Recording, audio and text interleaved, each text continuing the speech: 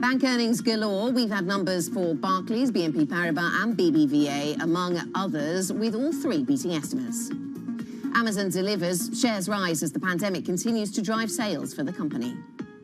And global coronavirus cases top 150 million as Germany accelerates its vaccine rollout. We'll look ahead to European growth data.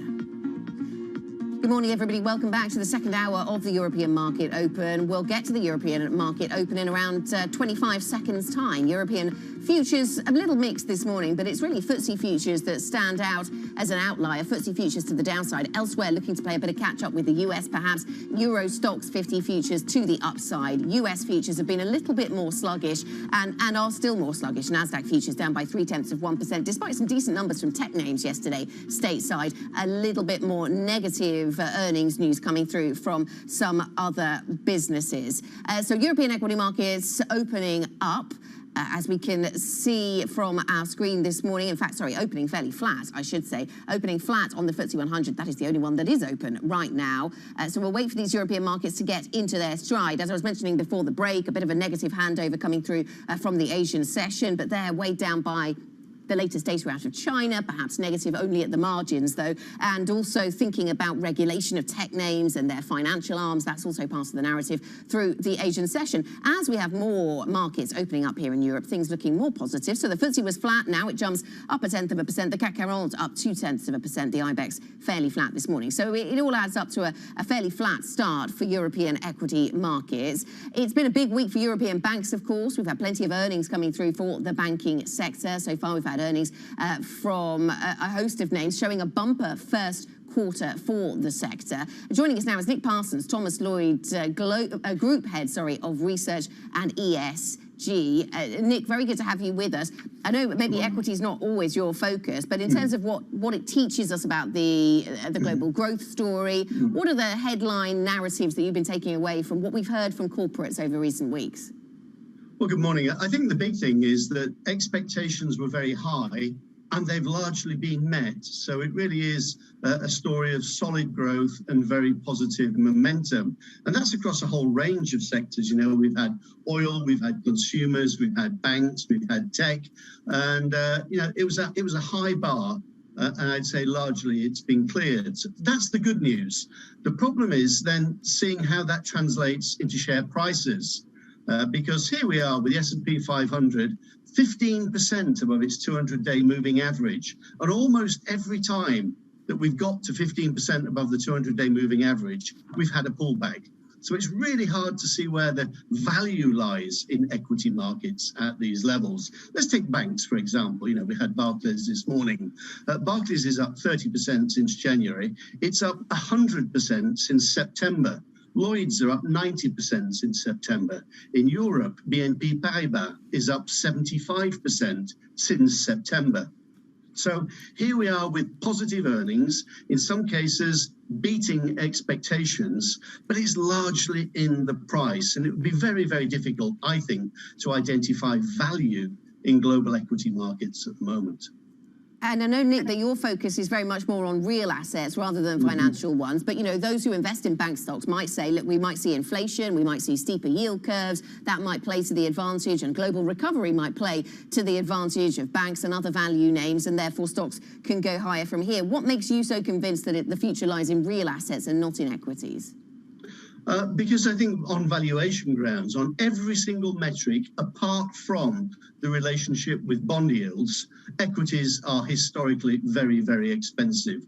Whether you look at price to sales, whether you look at price to earnings, every single metric has got equities in the very top decile of valuations. So I think on a relative basis, if we look at the prospects for real assets and for infrastructure assets, where we're talking assets with very long-term payment streams and income streams, I think we can be a bit more certain and a bit more sure about those cash flows, and we don't have to put up with the vagaries and the twists and turns of public markets. And I think it would be a prudent approach, where possible, for firms to be looking to diversify into real assets. I know some can't do it. It's very frustrating, for example, to see that UK pension funds can't invest directly in infrastructure. Here we are with a crying need, a desperate need for infrastructure investment, but they're constrained by only investing in liquid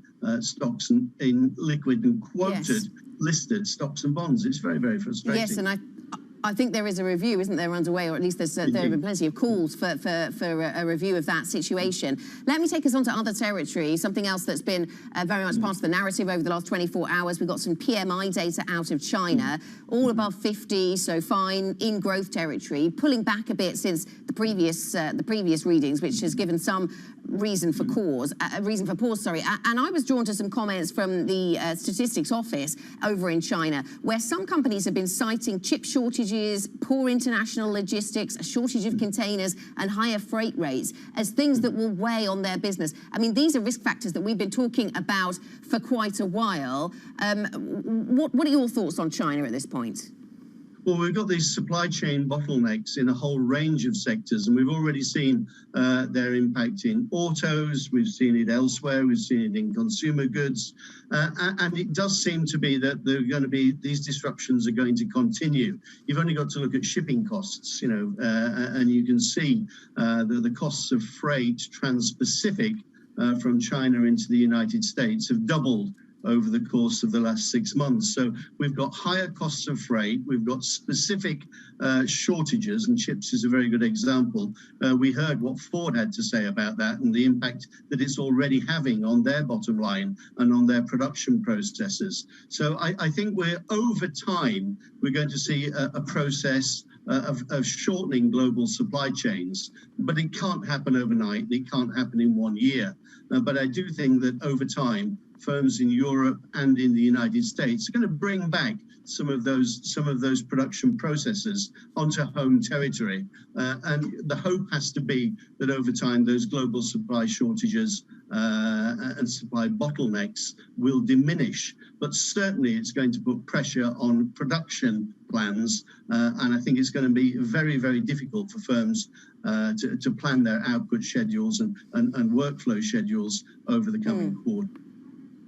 Okay, Nick, thanks so much. Thank you very much for joining us. In fact, stay with us here on the programme this morning. Nick Parsons, Thomas Lloyd, Group Head of Research and ESG. We will be back to him shortly. Coming up here on the programme, we will be talking about share buybacks. European companies are returning more cash to shareholders. Danny Berger was talking about this to us a little bit earlier on. We discuss that splurge next. This is Bloomberg.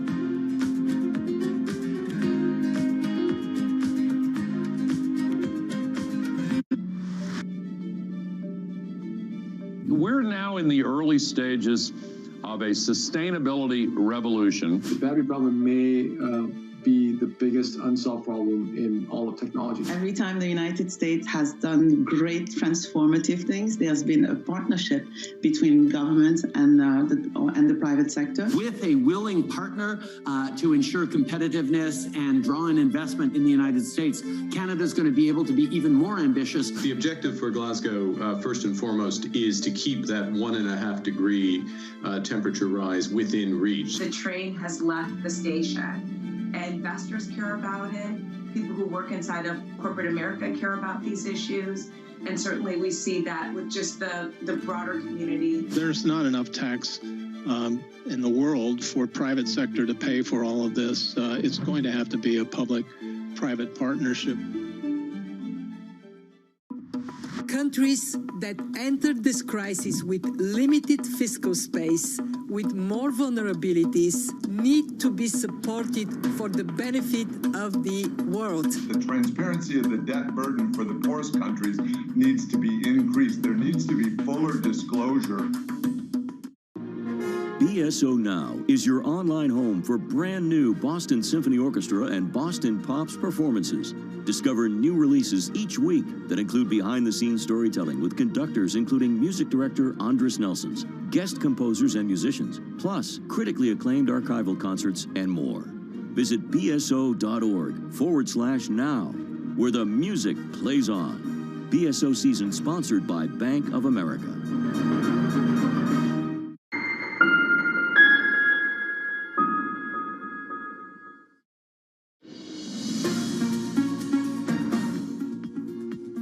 Welcome back to the European Market Open. Just coming up to 10 minutes into our European equity trading session, and things moving to the upside, pivoting to the upside really from the early futures picture, which looks a little bit weaker. So the FTSE 100 now up by 0.3%, and elsewhere some strength too. We're just getting the IPO coming through for dark trace, and in fact we're getting the opening prices coming through. So it IPO'd at 250 pence per share, and now trading, well, 349 was flashing across my Bloomberg. There we go, 347, up by 38% then on the day. So a strong debut for this business, which is an artificial intelligence company. It uses machine learning to try to identify cyber attacks. Some areas of the market, no doubt, seeing some strength in recent years. Let's get a look at some of the stocks that are on the move this morning. Here's Bloomberg's Danny Berger.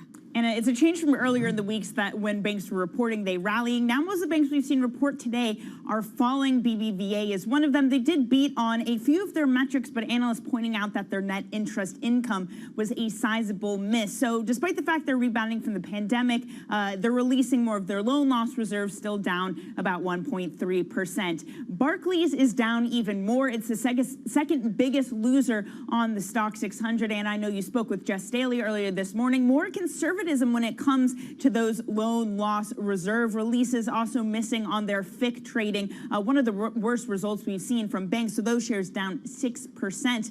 BE Semi is the last one I wanted to bring up because we've heard of those big U.S. tech companies like Apple feeling the burn from the semiconductor shortage. Well, of course, companies concentrated in this industry also are. So this is also one of the biggest losers today, saying that they missed because their deliveries for this quarter have had to be shifted to the second quarter because of that crunch in the supply chain. Overall, though, it's a tough day for tech, especially tech in Hong Kong. That's really what led the Asian session lower. It's still down more than 2%, China cracking down more restrictions on the financing of a lot of the tech companies like Tencent. For the S&P 500, struggling to really get up today after a big earnings day yesterday, after some gains yesterday, but really not a lot of impetus to move. And the dollar looking at basically flat, but for the entirety of the week, Anna, we're headed for our longest streak, rather, of weekly gains since last July. Danny, thanks very much. Danny Berger with the latest on these markets. Now, European companies are returning more cash to shareholders. Blue chips like LVMH, L'Oreal and BP are among those repurchasing their shares. Societe Generale strategists estimate that European firms will spend 150 billion euros on buybacks this year. Nick Parsons, Thomas Lloyd Group Head of Research and ESG, is still with us. And Thomas, Nick, your focus away from equities and more on real assets. But do moves like this buy listed companies to return large amounts of cash? Does that challenge the thesis that money should be flowing into real assets at this point? Because it's this kind of return of cash to shareholders that might keep people in equities. It might well keep them in equities, but I find it quite depressing. Frankly, if companies can think of nothing better to do with all that cash than to give it back to the shareholders, I think it's a rather sad indictment of management. There is a desperate need for infrastructure investment. We see that from governments across the world. In the run-up to COP26, we're going to hear a lot more about the enormous sums that need to be invested to fight and mitigate climate change. And we have companies who are apparently very cash rich, who come out and make very bold statements about what they're going to do for the environment, and at the end of the day they can think of nothing better to do than to give the money back to shareholders. I find that very sad. I think it's a real indictment of the whole listed equity space, and I think that money should be flowing into real assets where it can make a real difference. At Thomas Lloyd, that's what we do. We develop assets, and that's what we think the money should be flowing to. Maybe some of those shareholders who receive that money put it to work in exactly the field that you talk about, Nick. I mean, that's a conversation perhaps for another time. We talk to a lot of guests about ESG and about investing, you know, with all of those concerns in mind. You make the point that impact investing is not the same as ESG. Is impact investing your focus, and how does it differ? Impact investing is very much the focus at Thomas Lloyd. We view ESG as being very important, but ESG is around behaviors. It's the how you conduct your business. Impact is really about outcomes. It's about what difference did you make? How did you improve the lives of the people in the communities in which you operate? How did you raise the standards of living? How, as a direct result of that investment, did we see improvements in healthcare, in social care, in housing, in life expectancy? How is economic development sustained and sustainable across the communities in which we invest? And I think that's the difference between ESG and impact. Impact is about outcomes, and ESG is about the behaviors that you exhibit along that journey. What are the outcomes that you measure your effectiveness against then at Thomas Lloyd? That's a great question. We produce impact reports annually, and one of the things that we measure is the number of jobs created. We look at the taxes that we pay locally. We identify the tax spend and how that goes back into projects as diverse as putting new roofs on schools, as building new roads, as women's livelihood improvement programs in some of the localities and barangays in the Philippines where we operate. So we've got a whole host of metrics where we can judge the direct impact of our investment.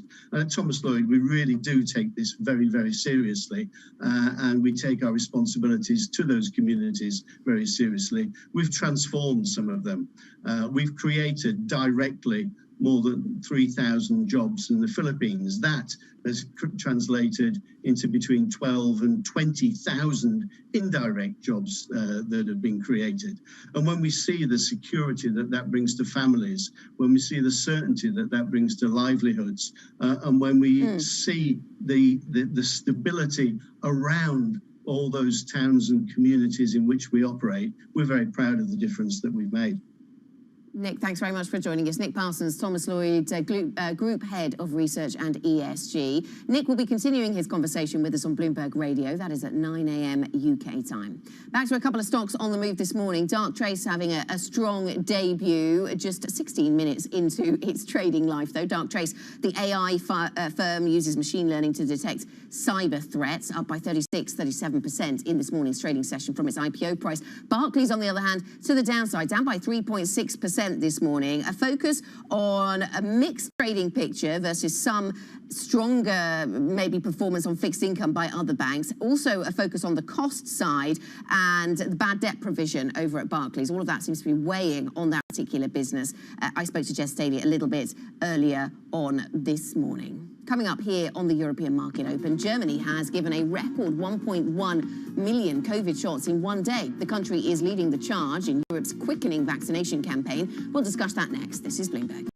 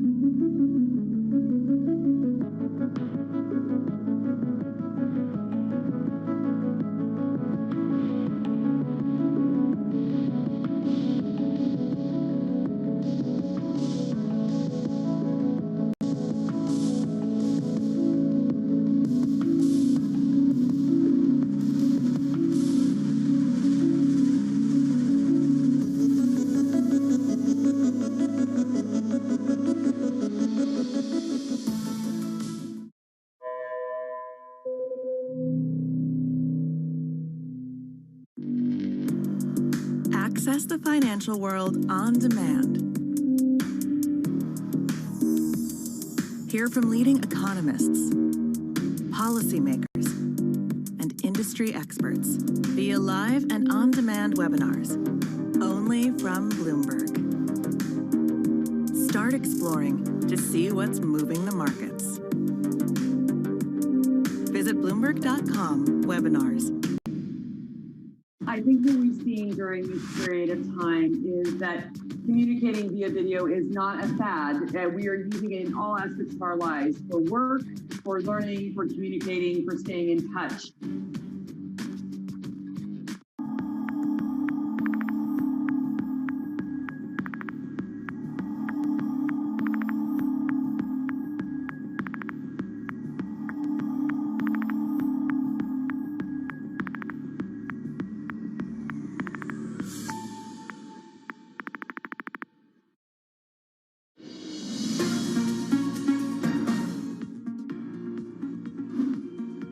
This week, we inaugurate a new administration and pray for its success in keeping America safe and prosperous. President Donald Trump, in those remarks, was quite calm and collected, but it was anything but that when President Joe Biden entered the Oval Office in January. COVID-19 cases coming off fresh highs, millions out of work, rising calls for racial justice, and the ongoing climate crisis. Americans left reeling from the deadly January 6th attack on the Capitol and, well, used to a presidency conducted largely by tweet. Donald Trump's White House was, for many, chaotic. The tone of the Biden presidency has shifted Washington. In his first 100 days in office, he has surpassed the goals he set for COVID vaccinations, seen the passing of a $1.9 trillion pandemic relief bill to confront the pandemic-induced economic downturn. It's going to make a difference in the lives of millions of people in very concrete, specific ways. He also convened world leaders to confront the climate crisis. The next 100 days and beyond, well, potentially could be more turbulent. The president faces a human rights challenge on the southern border. New variants are fueling the pandemic, threatening progress. And there are troubling signs that the US is running out of people who want a vaccine. His reported proposal to almost double the capital gains tax rate for wealthy individuals, well, it's already rattling markets. You go up to 40% capital gains tax, that's a really big problem, and that's a huge headwind for the U.S. stock market. The American Jobs Plan, Biden's $2.25 trillion infrastructure bill, is by no means certain to pass. And the next big bill on the horizon, the American Families Plan, looks like a long shot in its current form. But of course, well, that's what politics is all about, compromise. Now, as the Biden administration moves forward, they will be marked not by the first 100 days, but the years to come. I'd like to meet with those who have ideas that are different, that think are better. I welcome those ideas. But the rest of the world is not waiting for us. I just want to be clear. From my perspective, doing nothing is not an option. That was a look back at US President Joe Biden's first 100 days in office. Let's pivot to some European political factors now. And the French government says it will ease its coronavirus measures in 4 stages, starting on May the 3rd. All restrictions are set to be lifted by June the 30th. And there's been some positive news out of Germany on the pace of the vaccine rollout. Joining us now from Brussels is Bloomberg's Maria Tadeo to try and tie all these threads together for us. Maria, good morning. Tell us more then about the French easing plans and Germany's plans with its improving vaccine rollout. Yes, Anna, and the number you mentioned, 1.1 Germans had a vaccine in 24 hours. It's a huge, huge number. It means that in one day, Germany was able to vaccinate 1% of its population. Overall, it's vaccinated now at least 25% of its population with 1 shot. So clearly, the numbers have improved majorly. It reflects the story that we've talked on the show for weeks now. The European vaccination rollout has really accelerated in April, that we've seen much faster and in bigger number distribution and delivery. And I just want to bring you also numbers coming out from Italy, which was able to vaccinate 500,000 people in 24 hours. That's 500,000 people in one day. And it's a significant number because this is the goal that Mario Draghi set out for himself a month ago. He said, we want to get to that stage. We want to do it quickly. And it means that it's been able to triple the pace of vaccination in a month. A lot of this, again, underlining and highlighting the fact that production of vaccines has really, really accelerated in the European Union, and it's now feeding into the national distribution data. Yeah, absolutely, and good to see those vaccine numbers on the rise across Europe, certainly in parts of it. Today is the EU recovery plan deadline. So as countries think about their successes in rolling out those vaccines, they're also mindful of the long-term investment that these European economies need. And today is the deadline for submitting plans on the recovery fund. So what have we heard then from various countries that have submitted plans?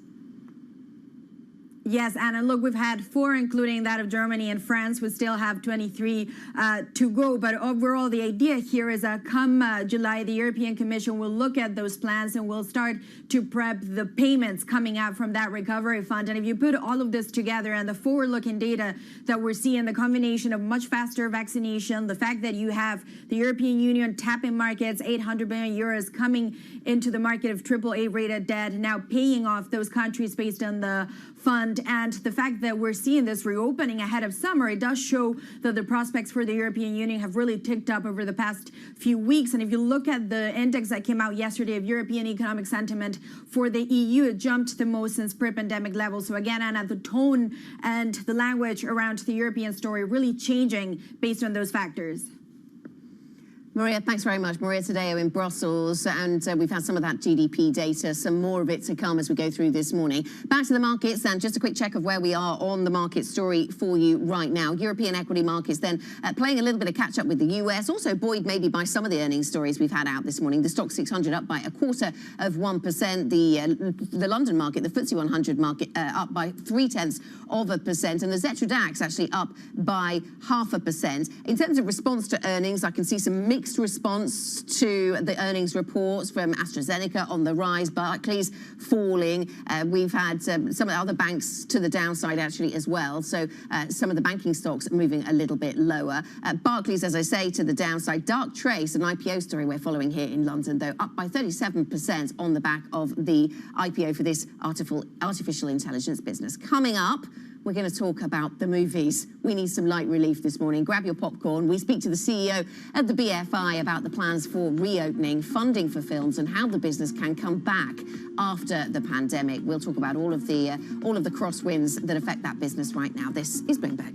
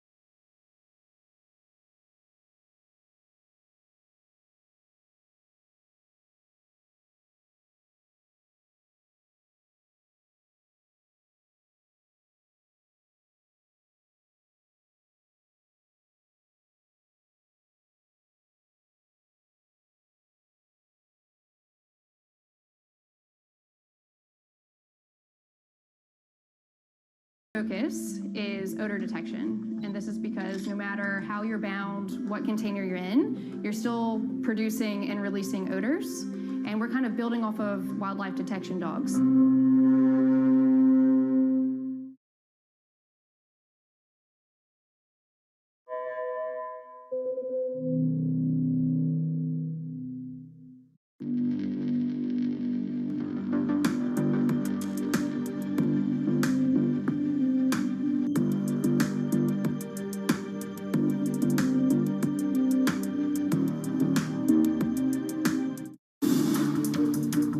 Every Friday with 30 minutes dedicated to fixed income, I'm Jonathan Ferro. This is Bloomberg Real Yield.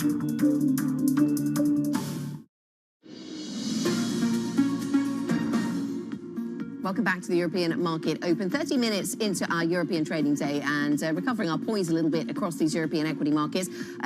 I say that, but we're only up by 0.1% in aggregate. But we do have some better gains coming through on the Xetra DAX. The FTSE 100 up by 0.25%. I'm just looking at the sector breakdown and what that tells us about where we are right now. Autos and parts bouncing after some weakness there yesterday. Of course, big concerns around chip availability for that sector. That's been a real global theme. We had some disappointment around that and other matters from Ford, but autos and parts in Europe still bouncing today after some weakness in the early part of yesterday's session. Basic resources, the sector that loses the most ground, down by 0.8%. Banks also under pressure, down by 0.4%. Barclays a little bit weaker this morning. Let's get a Bloomberg First Word News update. Here's Laura Wright. Thanks, Anna. President Joe Biden says his proposed tax hikes on the wealthy will help finance tax cuts for many more Americans in an Atlanta suburb. He said it would amount to a tax cut for more than 2 million families in Georgia, adding that it's about time the very wealthy start paying their fair share. China's economy is still recovering, but at a slower pace. Gauges for China's manufacturing and services sectors both slipped in April. It's adding more caution to the outlook for the world's second largest economy after more balanced growth in the first quarter. The UK Parliament's sleaze watchdog may probe if Prime Minister Boris Johnson broke the code of conduct. That's by failing to properly declare how the refurbishment of his government residence was funded. The Electoral Commission has already announced its own probe into the matter. Johnson denies wrongdoing. Global news 24 hours a day on air and at Bloomberg Quick Take, powered by more than 2,700 journalists and analysts in more than 120 countries. This is Bloomberg. Anna. Laura, thanks very much. Laura Wright here in London. Now, it has been a tough year for the film business as the pandemic took its toll. Production was initially disrupted and cinemas shut and reopened and then shut again. Here in England, cinemas can reopen once again on May the 17th if all goes ahead with the government's roadmap. And that includes London's BFI, which confirmed its plans. So how can the industry come back stronger after one of the hardest years in recent memory? Joining us now is Ben Roberts, the British Film Institute CEO, the BFI's CEO. Ben, very good to speak to you this morning. So looking ahead to reopening first, if we can start our conversation there, 17th of May is the date in the diary. What kind of excitement do you have for your business and for the sector as a whole in terms of that return to cinemas? Do you think we go back to 2019 levels, or do you have slightly reduced expectations?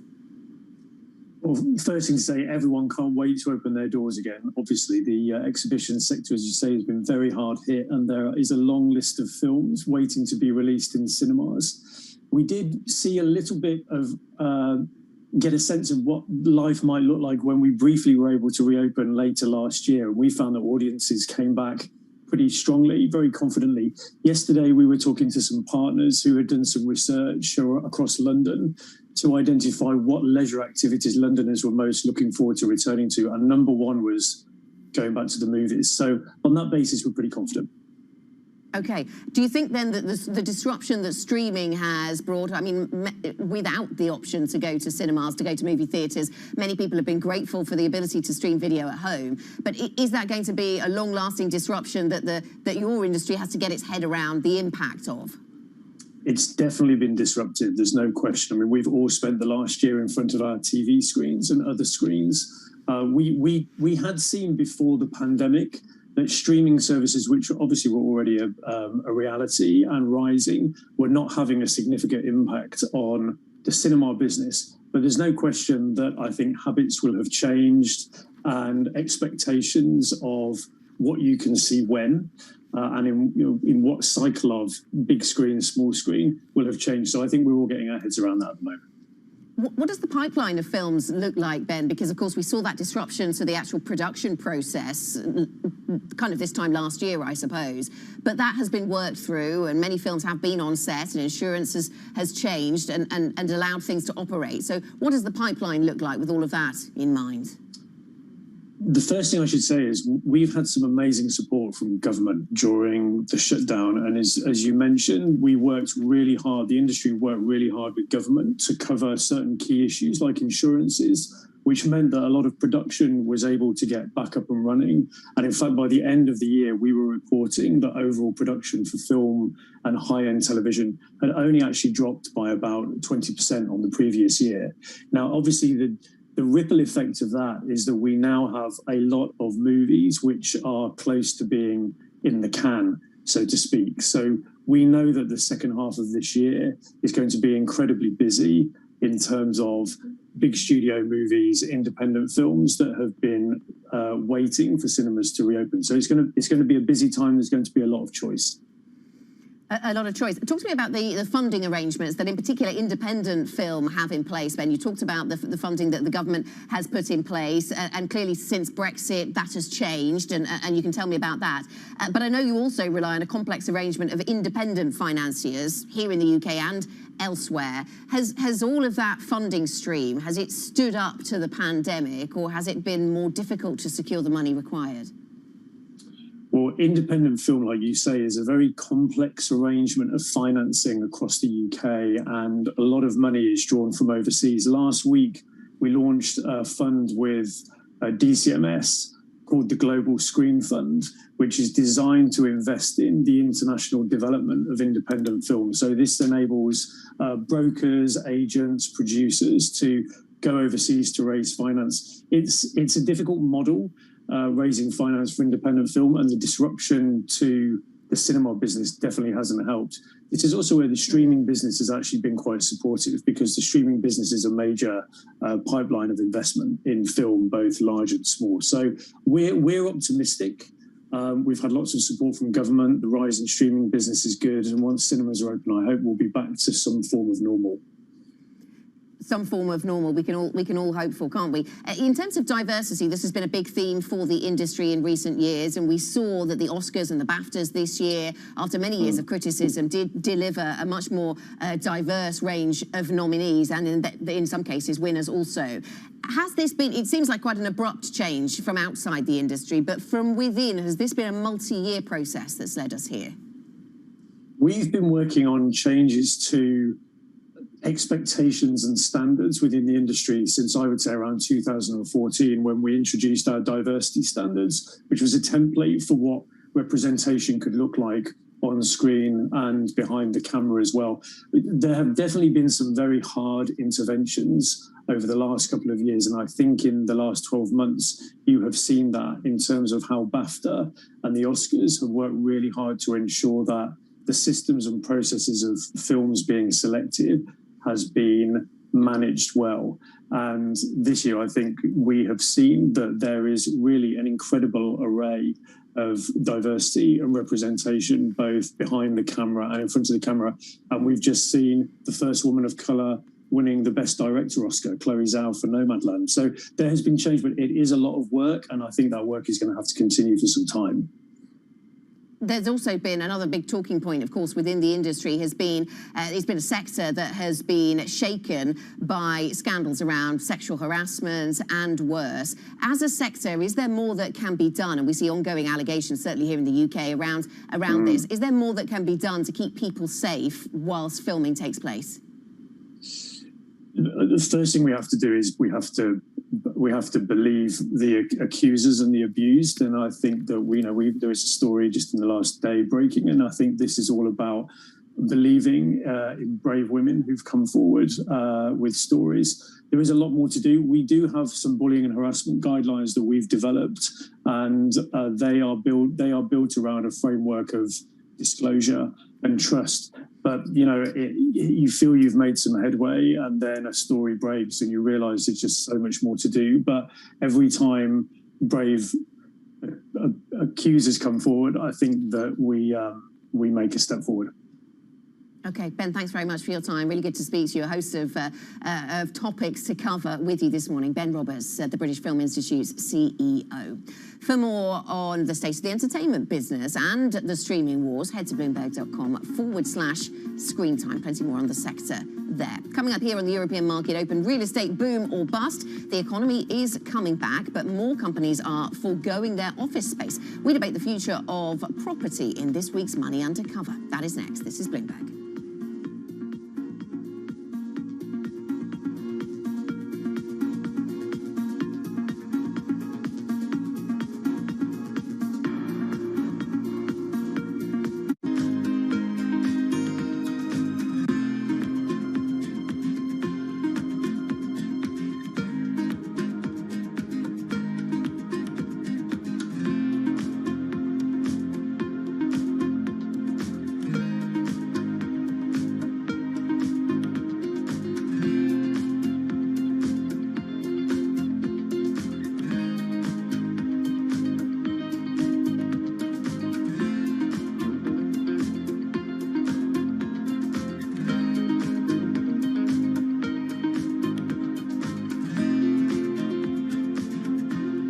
Lumber prices across the U.S. are skyrocketing. A 60% surge this year sent prices to a record. And analysts, they aren't expecting any relief until late 2021. If you can get your hands on it, you're going to buy it, no matter what the number is. And the numbers are getting higher and higher. Tightness is acute across the entire timber supply chain. Sawmills have had trouble ramping up fast enough to meet demand, while trucking delays and worker shortages at lumber yards have added to the cost. The summer peak of U.S. home building is expected to deepen these supply constraints and keep home prices red hot. What's happening is lumber's going up, insulation's going up, stucco's going up, concrete's going up, and that's getting passed on to the consumer. According to the National Association of Home Builders, wood costs have already added more than $24,000 to the price of the average new house. Lumber prices are expected to stay elevated for months to come.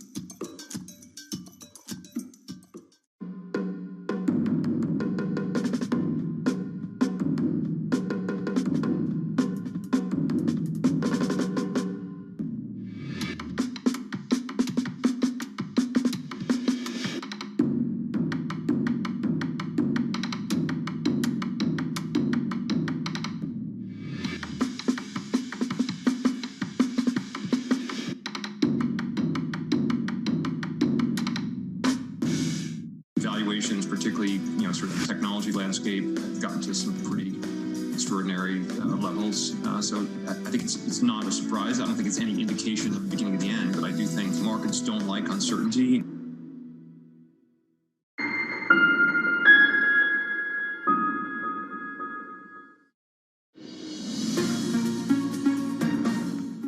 Welcome back to the European Market Open, 42 minutes into our European trading day, and modest gains overall for European equity markets. Better gains coming through from the auto sector helps the Xetra DAX this morning up by 0.5%. Let's now turn to real estate in Europe for this week's Money Undercover. Tristan Capital is a 12 billion euro manager which invests across Europe. It's been buying up property in everything from student housing to German office space, with nearly 4 billion euros of transactions over the past 2 years. Danny Berger is here, joined by Tristan's CIO. Danny. Anna, thanks so much. Yeah, really interesting time in real estate. So I'm thrilled to say that joining us is Rick Lewis. As you said, he's CIO of Tristan Capital Partners, but also executive chairman and one of the founding partners. Rick, first off, thank you so much for joining. And I really feel that there is so much we could talk about here, but really top of mind, I think of the interview Anna just had with Jess Staley of Barclays, who said there's this debate going on right now, essentially, of workers wanting to come back in, but at the same time reevaluating their real estate footprint. Do you, in your position, have any read in which way the demand is flowing at this point? Yeah, certainly. I mean, as we look across our portfolio, there's a bunch of asset classes, and some of them were cyclical challenge, and they now are structurally challenged in a way that they may not come back. Office has been the big debate because I think people are thinking about what is the path to sort of feeling healthy on the way back to office. I think you guys published just in the last couple of days that 50% of white-collar workers in the UK made an attempt to be back in the office in the last couple of weeks, and we certainly see that among our population. There's a real drive to be back in the office. I think people are thinking, I've been working a different way, and that might be interesting going forward, but my team and I are betting on human nature. I think there's three factors that are really important. The first is that in the short term, to accomplish social distancing, we're going to need more office space, at least temporarily. Second, that as we move back to a hybrid model, and some people are in the office and some people are at home, there's going to be FOMO and what I call the Hamilton moment, where people feel like they're not in the room where that happens, and they're going to want to get back to the office to make sure that they're in the midst of the economic leadership and decision activity in their business. The last one is probably unspoken, but really speaks to human nature, is that we've all got tired of Zoom, but more importantly, as much as we love our partners and our family, some scarcity value would be helpful. So being back in the office and having to have the mix between being in the office and being at home would be delightful. So I think we'll come to some kind of hybrid model, but I think over time, we're betting that we're going to need somewhere between 85 and 100% of the existing office inventory, because people want to be in the office. Certainly our people are clamoring to be back. They just want to be safe on the way and safe in the office. So if you're betting on human nature here, how do you position for that? What do you buy in this scenario?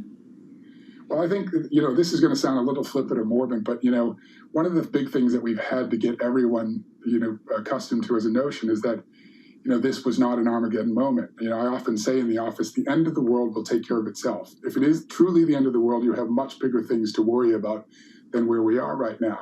So our job is to figure out what we should be doing for ourselves and on behalf of our clients if it's not the end of the world.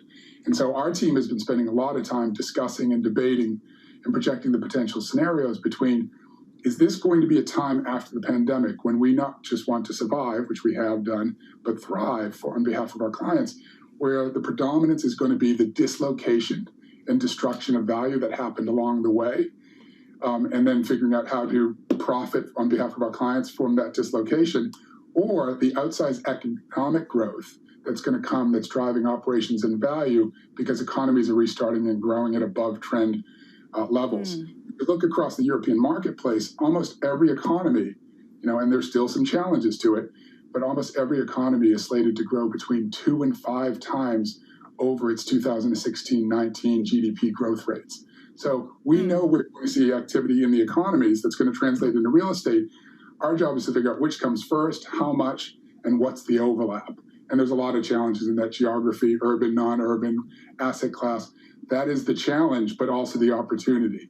And there's, we think, and we probably would be optimistic about this, but there's some real value for first movers in this space. Cautious, thoughtful first movers with conviction and with experience, but there's going to be real value.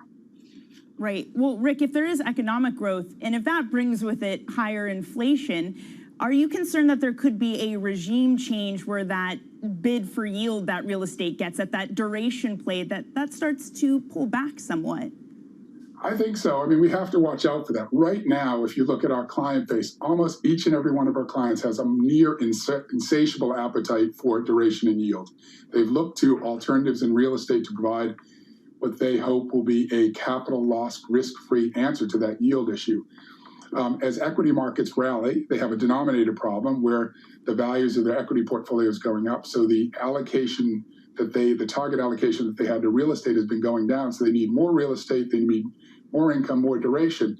But you're right, as alternatives for duration and yield come up, the bond market, et cetera, or higher dividends from the corporate sector, that will have a moderating effect on real estate. But I think that there's such a powerful movement into real assets and alternatives, in a near zero rate, 100-year low interest rate environment that we're not worried about in the intermediate term. Right. Yeah. Well, definitely that real asset inflation picture, one we've been concentrating a lot. Rick, thank you so much for joining us. That's Rick Lewis, Tristan Capital Partners Executive Chairman and Chief Investment Officer. Anna, real asset conversation, it's everywhere. I know. I think that's the third one this program, I think, Danny. Third one in 2 hours. We're doing well this morning. Danny, thanks very much. Really interesting conversation about return to office and indeed those real assets. Thanks very much to Danny for bringing us that. Coming up here on this program, Swiss Re shares climbing this morning as a strong underlying performance overshadows hits from the pandemic and extreme weather. We'll speak to the CFO of the world's second largest reinsurer next. This is Bloomberg.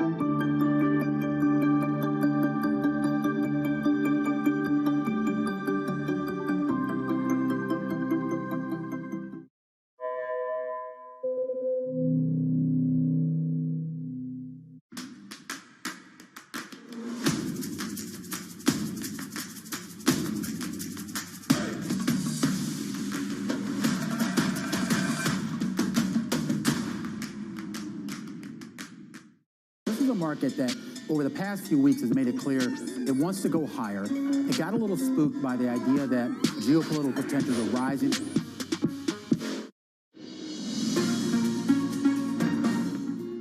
Welcome back to the European market open. We're 51 minutes into a trading session that looks fairly positive for European equity markets. US futures have been a little more sluggish than Europe as we've gone through the morning. Now let's turn to the insurance industry. Swiss Re shares are climbing as a strong underlying performance overshadows hits from the pandemic and extreme weather. The results were helped by stronger new business volumes and price increases for policy renewals. Let's speak now to John Dacey, the CFO of Swiss Re. John, good to speak to you. I can see the shares up 4.5% this morning. What do you think it is that the market had underestimated about the more positive momentum in your numbers? So I think two things. In the first case, as you said, that the underlying businesses across the board are life and health, reinsurance, the property casualty reinsurance, and the property casualty of corporate solutions all delivered strong performance. In addition to that, the catastrophe losses that we've booked were probably lower than people might have expected. We've done some important re-underwriting of our book to reduce some of the exposures that were otherwise going to be hit by the kinds of storms that we had in the United States in February, in Texas in particular, and that reduction of exposure led to smaller losses than expected. And John, you are obviously the world's largest life and health reinsurer, and in a year like we've had, in a quarter like we've experienced, we're reminded of the human toll of a pandemic, and that is clear to see in the business that you sadly are involved in. What is all of this going to do to prices for life insurance in those markets where people are lucky enough to have access to life insurance? What does it do to pricing?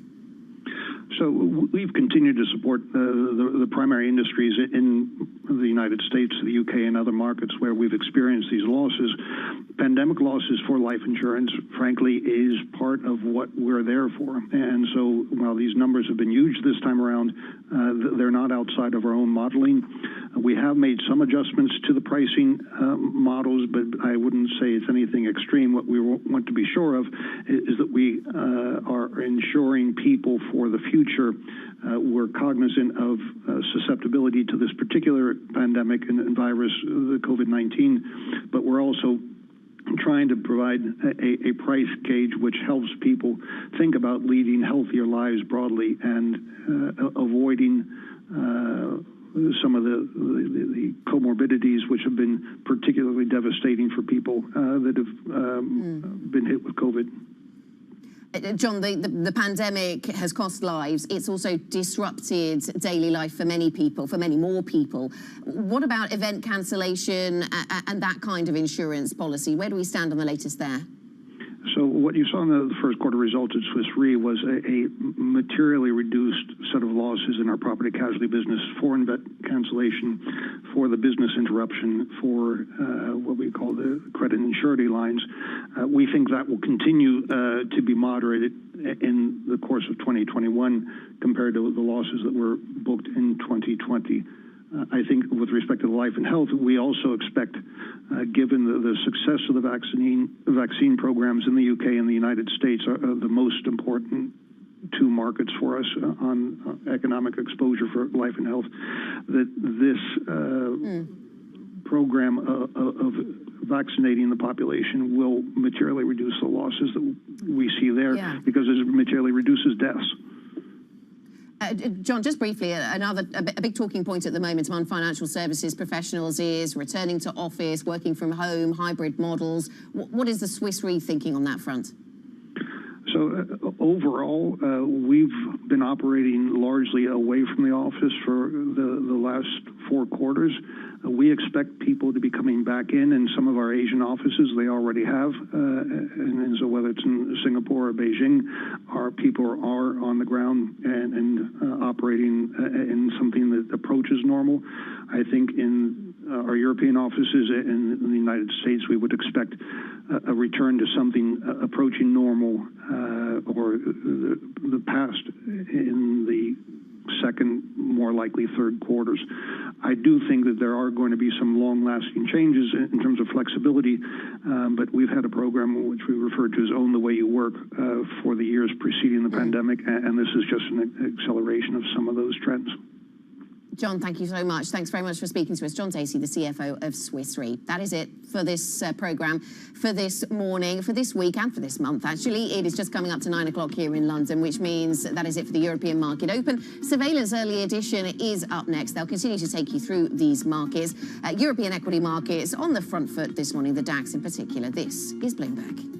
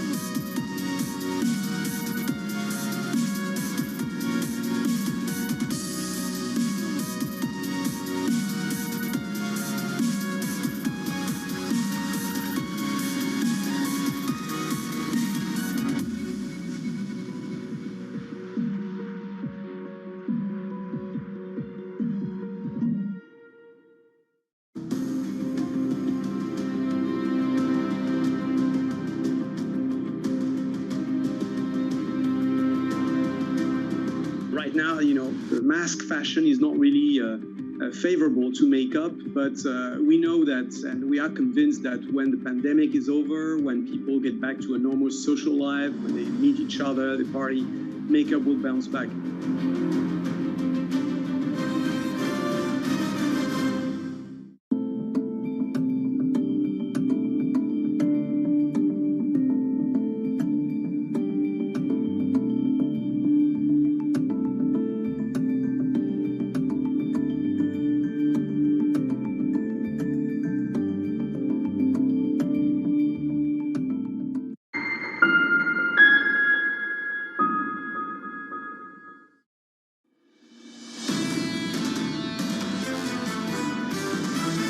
About time the very wealthy and corporations start paying their fair share. Taxing capital gains at the same rate as wage income is, I think, insanity. I worry deeply about new variants, but also variants emerging as the virus keeps evolving. This is Bloomberg Surveillance Early Edition with Francine Lacqua.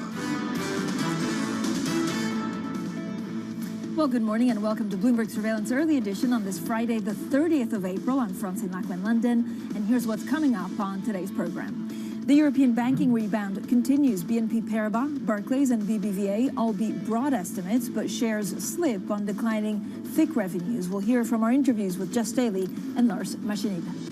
Tech earnings divergence. Amazon expects a surge in online shopping caused by the pandemic to continue, while Twitter's forecast for the next quarter disappoints.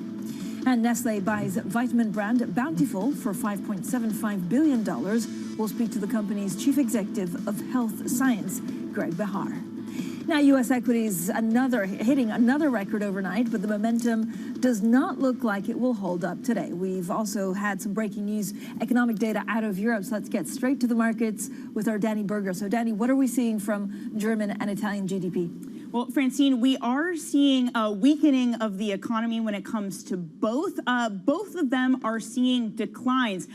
Germany, the expectation was around 1.5% decline in GDP for the first quarter. It fell more than that at a 1.7%. Italy, less than a 0.5% fall, but it's still a fall. Really, the only economy that we've seen in today's GDP data that actually grew was France. And what you are witnessing here with Germany, for example, here having such a sharp contraction is the fact that they did indeed have more restrictions than France, for example. France delayed some of those restrictions, and that's why their economy did fare better. So I think that when you're looking for these numbers and digesting them, that's really the key to keep in mind. When you look ahead, what are we expecting from the U.S. session, Danny? Francine, well, look, it's the end of the month, perhaps some window dressing. It's going to be a difficult day to sustain a bid in the U.S. Already futures are off about 0.3%. We've had good economic data. We've had good earnings. So it's more or less a pause after stocks have continued to go higher. Tech definitely has a heavy day. Asia Tech really weighing on the sector after China cracking down, enforcing more restrictions when it comes to the financing of companies like Tencent. But the dollar is stronger today. So again, this is a bit of a reversal of the month-long trends.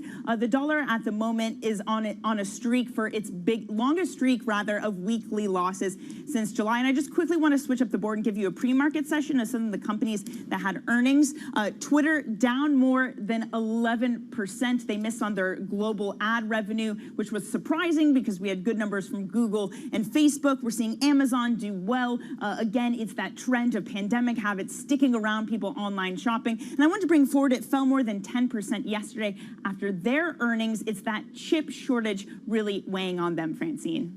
Thank you so much. Our Danny Berger there with the very latest on some of the pre-market stocks that we're watching for as well. Now, joining us this morning to discuss the earnings season is Pascal Blanquet, Amundi Group Chief Investment Officer. Now, Amundi is a French asset manager that has 1.7 trillion euros of assets under management. It makes it one of the top 10 biggest asset managers in the world and the second biggest in Europe. So Pascal, as always, thank you so much for joining us. It's been far too long since we actually caught up face to face. When you look at some of the market moves and the fact that, especially in the US, we seem to be reaching record high after record high, does it make you nervous that at some point we'll have a big correction, or are you confident that we can continue on this trend because things are looking much rosier?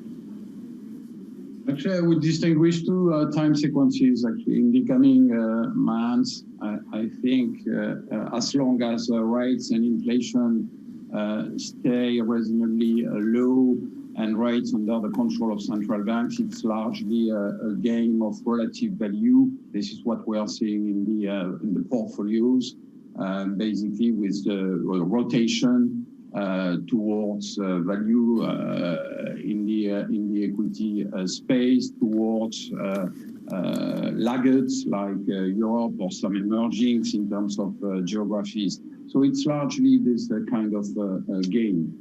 Then actually we will reach a critical juncture at the peak of the rebound in activity and inflation. The consensus basically today is to say that basically beyond this peak, inflation will fall back again. The peak will be temporary, and activity will remain strong. Actually, I would challenge this consensus. I think that people will realize that there is something more structural to inflation moving forward.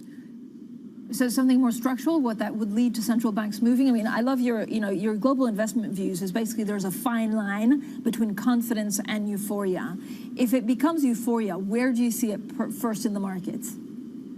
Actually, it's we know for sure that there is a bubble in the tech environment. Actually, it's not a if but a when coming to the question of the bursting of this bubble. We will have to go through a repricing of part of this universe. We know it actually. So this, the rest of the market is arguably in a different type of situation, actually. But I think that the critical acid test will come at the peak of the rebound in activity and inflation, when most people think that we will be left with a lower inflation down the road following a temporary base effect move. I think this view is not the good one. I think we will be left with something closer to stagflation than to the Goldilocks type of scenario most people have in mind today. And this has profound implications in the portfolio. So, Pascal, some of your biggest convictions, what does it mean, for example, for equities overall? You're still playing that rotation towards value and cyclicals. Yeah. So my key conviction, actually, number one is the great rotation. We are just in the early stages of this rotation to deep value, cyclical value quality in Europe, to take an example, while being protected against the likely bursting of the tech bubble. So this is one, the great discrimination in the credit space. We all know that the liquidity effect has masked the deterioration in credit metrics for 1/3 of the universe, more or less, actually. So basically everything is expensive. What is sound as expensive basically will become even more expensive, and what is not sound and expensive will cheapen. So basically there is a trade-off between yield and quality in the credit space. It's got to be managed. So this. How do you look at? So Pascal, how do you look at bonds? Actually, I would replace the concept of bonds by the concept of income at the total portfolio level, extracting yield across all asset classes, including bonds for sure.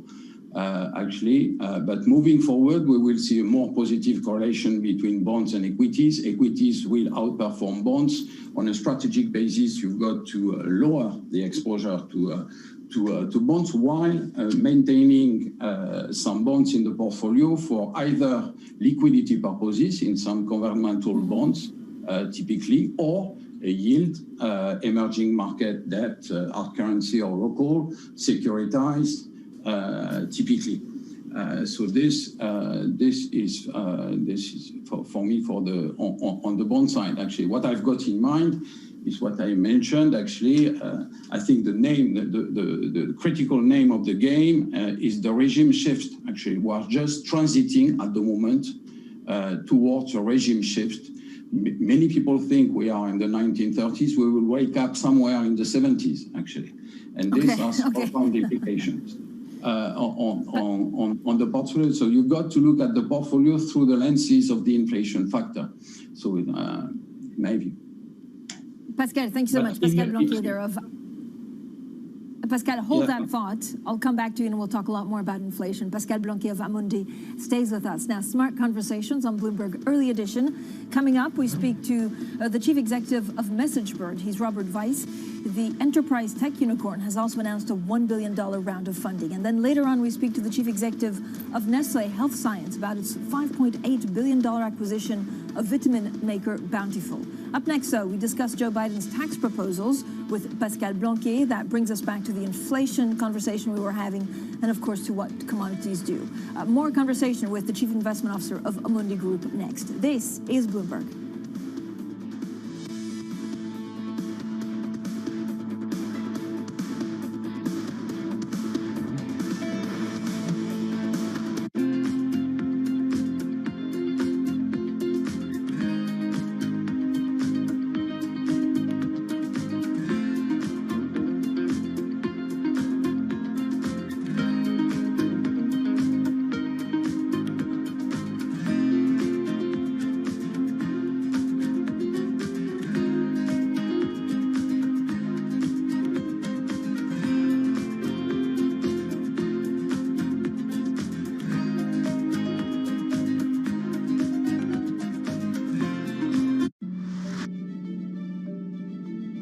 We're now in the early stages of a sustainability revolution. The battery problem may be the biggest unsolved problem in all of technology. Every time the United States has done great transformative things, there's been a partnership between government and the private sector. With a willing partner to ensure competitiveness and draw in investment in the United States, Canada's going to be able to be even more ambitious. The objective for Glasgow, first and foremost, is to keep that 1.5 degree temperature rise within reach. The train has left the station. Investors care about it. People who work inside of corporate America care about these issues.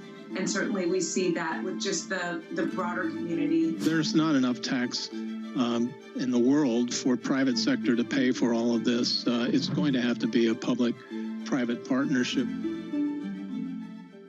This is basically going to kick off the whole week. From bank earnings really have to be front and center, to tech earnings. The COVID boost is gone. Bloomberg breaks the numbers as they drop. Breaking news, Bank of America seemingly reporting earnings, and those trading beats are significant. And furthers the conversation. Big portion of the economy is up and operating very well. There definitely is more to go. No one delivers the data faster. We need to talk about earnings in America. There's a pretty clear trend emerging. Bloomberg Television, your home for earnings season.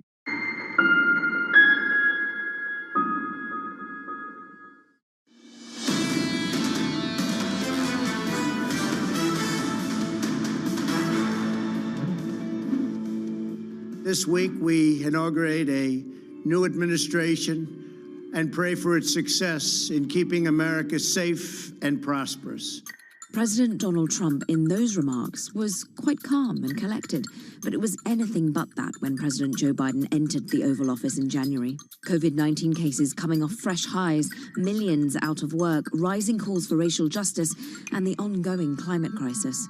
Americans left reeling from the deadly January 6th attack on the Capitol and, while used to a presidency conducted largely by tweet, Donald Trump's White House was, for many, chaotic. The tone of the Biden presidency has shifted Washington. In his first 100 days in office, he has surpassed the goals he set for COVID vaccinations, seen the passing of a $1.9 trillion pandemic relief bill to confront the pandemic-induced economic downturn. It's going to make a difference in the lives of millions of people in very concrete, specific ways. He also convened world leaders to confront the climate crisis. The next 100 days and beyond, well, potentially could be more turbulent. The president faces a human rights challenge on the southern border. New variants are fueling the pandemic, threatening progress, and there are troubling signs that the US is running out of people who want a vaccine. His reported proposal to almost double the capital gains tax rate for wealthy individuals, well, it's already rattling markets. You go up to 40% capital gains tax, that's a really big problem, and that's a huge headwind for the U.S. stock market. The American Jobs Plan, Biden's $2.25 trillion infrastructure bill, is by no means certain to pass, and the next big bill on the horizon, the American Families Plan, looks like a long shot in its current form. But of course, well, that's what politics is all about, compromise. Now, as the Biden administration moves forward, they will be marked not by the first 100 days, but the years to come. I'd like to meet with those who have ideas that are different, they think are better. I welcome those ideas. But the rest of the world is not waiting for us. I just want to be clear. From my perspective, doing nothing is not an option. 100 days since the inauguration of Joe Biden, and the U.S. president has pitched his vision to the American people, key to passing his reforms in the support of Congress, where his tax proposals are likely to receive the most scrutiny. Well, we're back with Pascal Blanquet of Amundi. Pascal, we're talking a little bit about inflation and how this is, of course, the biggest concern that could take markets by surprise or certainly change the dynamic going forward of markets. How much are you worried about inflation, which is, made by the stimulus, made by what we heard from President Biden, and how much is it imported from China? Actually, at least is a powerful and dominant narrative in the markets. I do think that narratives matter before our data confirm or not, actually, and this is what's going on in the markets. More fundamentally, I think that the view that the expected peak in inflation or acceleration in inflation is largely base effect. I think this view will be challenged we'll be left with something more structural in relation to demand and supply. There are various aspects to the equation on top of demographics, the fact that the cheap labor supply story of the last 2 decades to an extent has lost momentum. The globalization 1.0, driven by global trade and global value chains, is behind us. The fact that money in this cycle, I do insist on this fact, the way money is injected in the economy matters actually to inflation. In 2008, money was injected and seen through the excess reserves of banks. This time, actually, it's a sort of helicopter type of check straight to the end consumer, actually. I would like to mention as well the bottlenecks we are seeing across the board, actually. How worried are you that actually central banks won't be able to deal with this overheating? Actually, what I think is the following, is that for the moment, the system basically is anchored, actually, in the sense that rates and inflation are basically under control and at reasonable levels reasonable levels and at a reasonably low level of volatility. And it should remain the case in the coming, I would say, quarters or year to come, actually. But what I think is that at some point, the system will be de-anchored in the sense that central banks will lose control on the curve.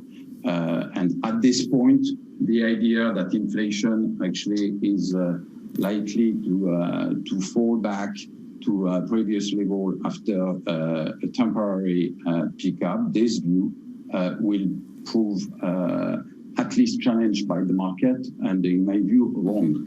For an investor, it matters quite a lot because the risk is asymmetric, actually, and it's worth, I think, the insurance policy against this risk. Do you get asked a lot about Bitcoin? Do you see it at some point as something that clients will ask more and more of, and that you'll have to have a real house view for portfolios? No, actually, we are not invested in Bitcoin, and tend to think of Bitcoin as more a symptom of a bubbling environment and a sign of excessive liquidity fueling various types of investment than something fundamentally, basically critical to changes in the global economy.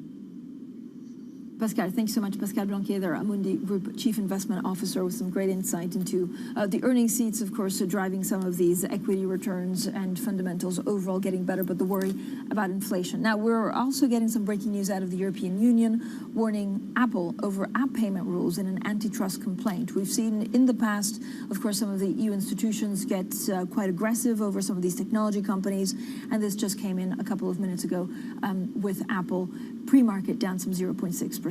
Now, Smart Conversations on Bloomberg Early Edition. Coming up, we speak to the Chief Executive of MessageBird, Robert Wies. The enterprise tech unicorn has announced a $1 billion round of funding. Later on, we also speak to the Chief Executive of Nestlé Health Science about its $5.8 billion acquisition of vitamin maker Bountiful. This is Bloomberg.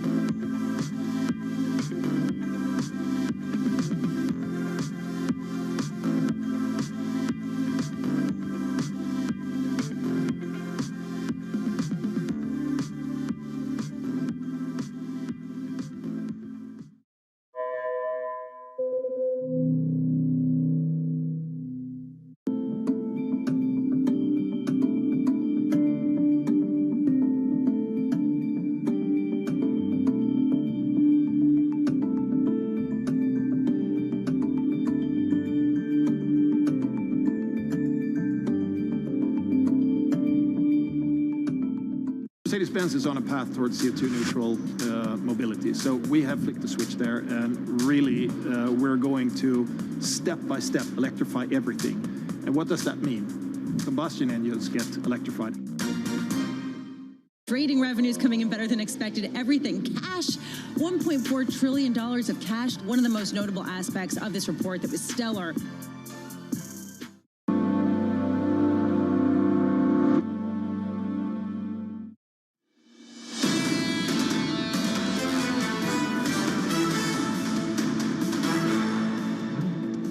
In 2020, there was a very strong effect when it comes to rates, which is now a bit normalized, but still the levels are very high. If you compare it to 2019, levels are 11% up. So we're very solid, very with what the client needs. When we deliver a return on capital well north of 20%, lead the bank to virtually a record quarter, you should take the accrual of your various compensation or your variable compensation or the bonus pool up. It's a very controllable number, so if our performance weakens, we can take it right down again. In what we see today in Europe, given that the vaccinations are ongoing, that probably around the third quarter of this year, there would be a balance. And that balance then will basically lead to a pickup that should be a sizable pickup, and it should be a sustainable pickup. So that's what we continue to see. The wave we are riding, which other banks are riding as well, is real, and it is a financial market that is growing in response to the government response and the private sector's response to this horrible pandemic. BNP Paribas' Lars Marcinil and Barclays' Jess Daly there speaking to Bloomberg about how both banks have weathered the pandemic and the outlook for the year to come. Now let's get straight to the Bloomberg First Word News. Here's Laura Wright. Hi, Laura. Hi, Francine. There have now been more than 150 million cases of coronavirus worldwide. India remains the epicenter of the pandemic, reporting new records for infections and deaths. Fatalities in Brazil have now topped 400,000. The country has seen more COVID-19 deaths in the first 4 months of this year than in all of 2020. The UK Parliament's sleaze watchdog may probe if Prime Minister Boris Johnson broke the code of conduct. That's by failing to properly declare how the refurbishment of his government residence was funded. The Electoral Commission has already announced its own probe into the matter. Johnson denies wrongdoing. Italy's government has given its final approval to a recovery package worth about 260 billion euros. Sources tell us the plan leans heavily on funds from the European Union and is due to be sent to Brussels for approval by today's deadline. Prime Minister Mario Draghi is also setting up plans for reform to boost competition and cut red tape. Global news 24 hours a day on air and at Bloomberg Quick Take, powered by more than 2,700 journalists and analysts in more than 120 countries. This is Bloomberg. Francine. Laura, thanks so much. Now, Smart Conversations on Bloomberg Early Edition. Up next, we speak to the chief executive of MessageBird, Robert Viz. The enterprise tech unicorn has announced a $1 billion round of funding. And then later on, we also speak to the chief executive of Nestlé Health Science about its $5.8 billion acquisition of vitamin maker Bountiful. That's all coming up right here on Bloomberg Surveillance.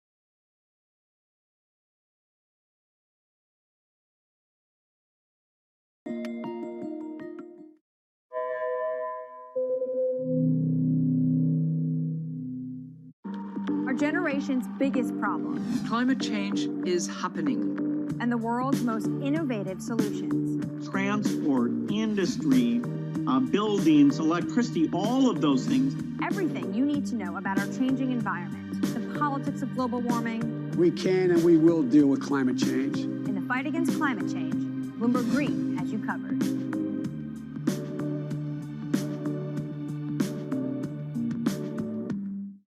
BSO Now is your online home for weekly Boston Symphony Orchestra and Boston Pops performances. See new concerts that go behind the scenes, plus acclaimed archival concerts. Visit bso.org/now, where the music plays on. BSO season sponsor, Bank of America. It's really a reminder, isn't it, just how sensitive the markets are to any commentary about trade. We did see some pressure on the yuan, we did see some pressure on the futures. That is now being reversed.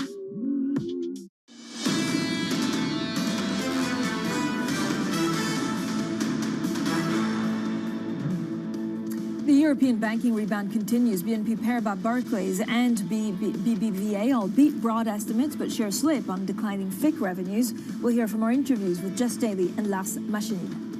Tech earnings divergence. Amazon expects a surge in online shopping caused by the pandemic to continue, while Twitter's forecast for the next quarter disappoints.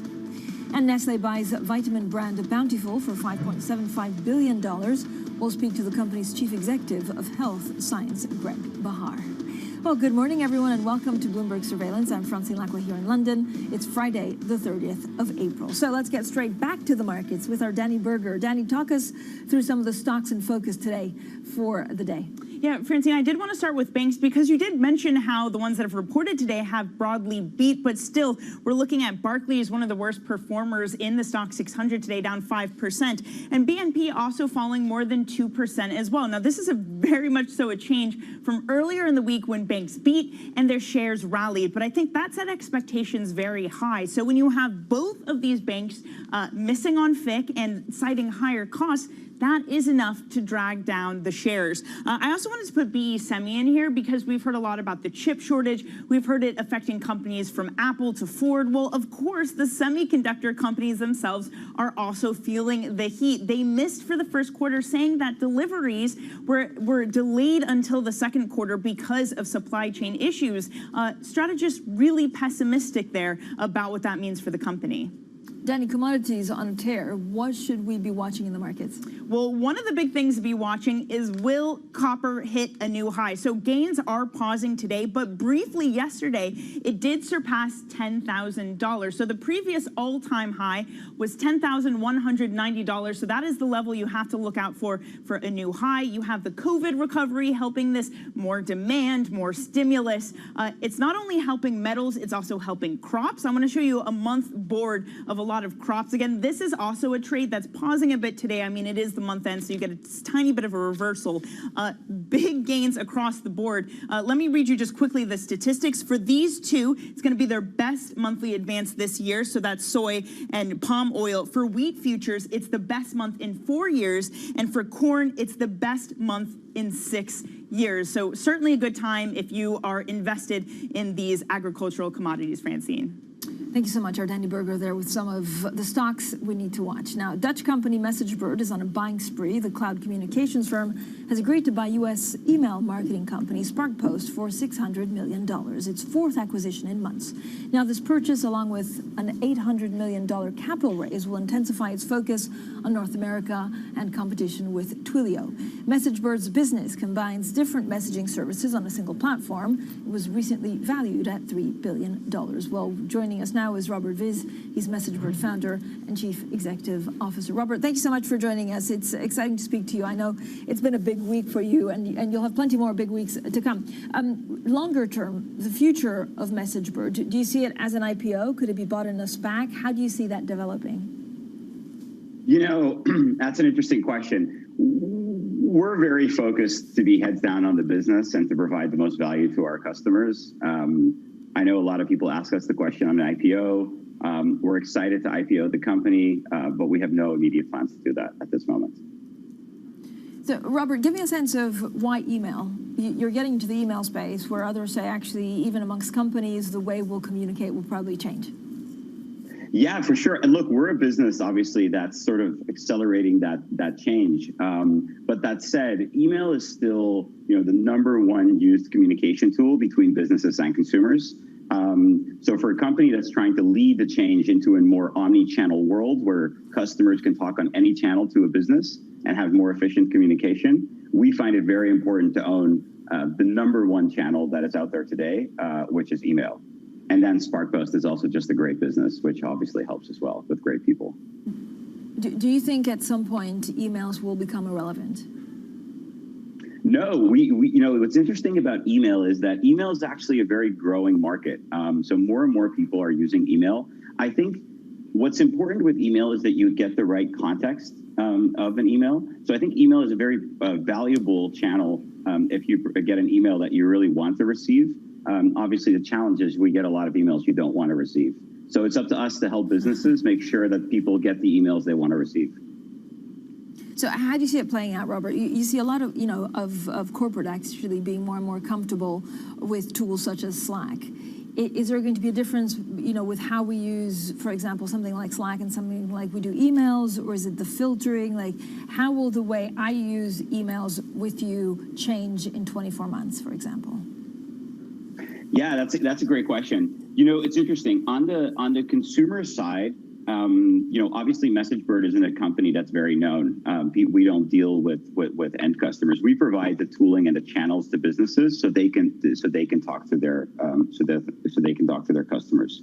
So the way that a consumer will experience our service is just by not having to wait on hold anymore. So every single time you call a customer service agent and you're on hold and they transfer you 3 times and then they ask you to identify yourself, our vision is that you could do all of that in a much more efficient way by using texting. And texting can happen and short messaging can happen on SMS, it can happen on WhatsApp or Instagram or email, but we just think that's a much more efficient way to do things than to be on hold for bad customer support.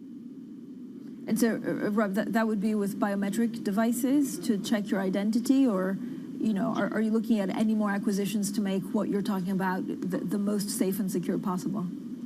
So look, it's the future is definitely on that track, and I think general intelligence, chatbots and stuff are going to make a lot of stuff happen. But I think there's a lot that we can do today, and what we mean by today is that you cannot text with most businesses and get a manual or get customer support or maybe even change a delivery. That's still things that you can't actually do. So our view is let's start with that. And then let's iterate and make a world happen where, yes, we could use AI and general intelligence to actually make customer support more efficient. But I think today there's already a lot that we can do for businesses without needing that, or biometrics, for example. So how does your latest acquisition actually change the landscape in the U.S. with your main competitors? And I'm thinking of Twilio in particular. How does it change the competitive landscape? Look, we don't think about our competitors. That's not something we focus on. We focus on our customers. That's, I think, most important for a business to do. But with that said, SparkPost brings us 250 people in the United States. We like to call our employees birds, so 250 new birds. So it's a significant move from our company to also have a really, really strong presence in the United States, as we've had a strong presence in Europe and Southeast Asia historically. So we're coming to America. All right, Robert, thank you so much. Yeah, in the UK, birds is something else. But Robert, we'll have to do this conversation in person one day. Robert Visser, MessageBird founder and Chief Executive Officer. Now, Smart Conversations continue on Bloomberg Early Edition. Up next, we speak to the Chief Executive of Nestlé Health Science about its $5.8 billion acquisition of vitamin maker Bountiful. This is Bloomberg.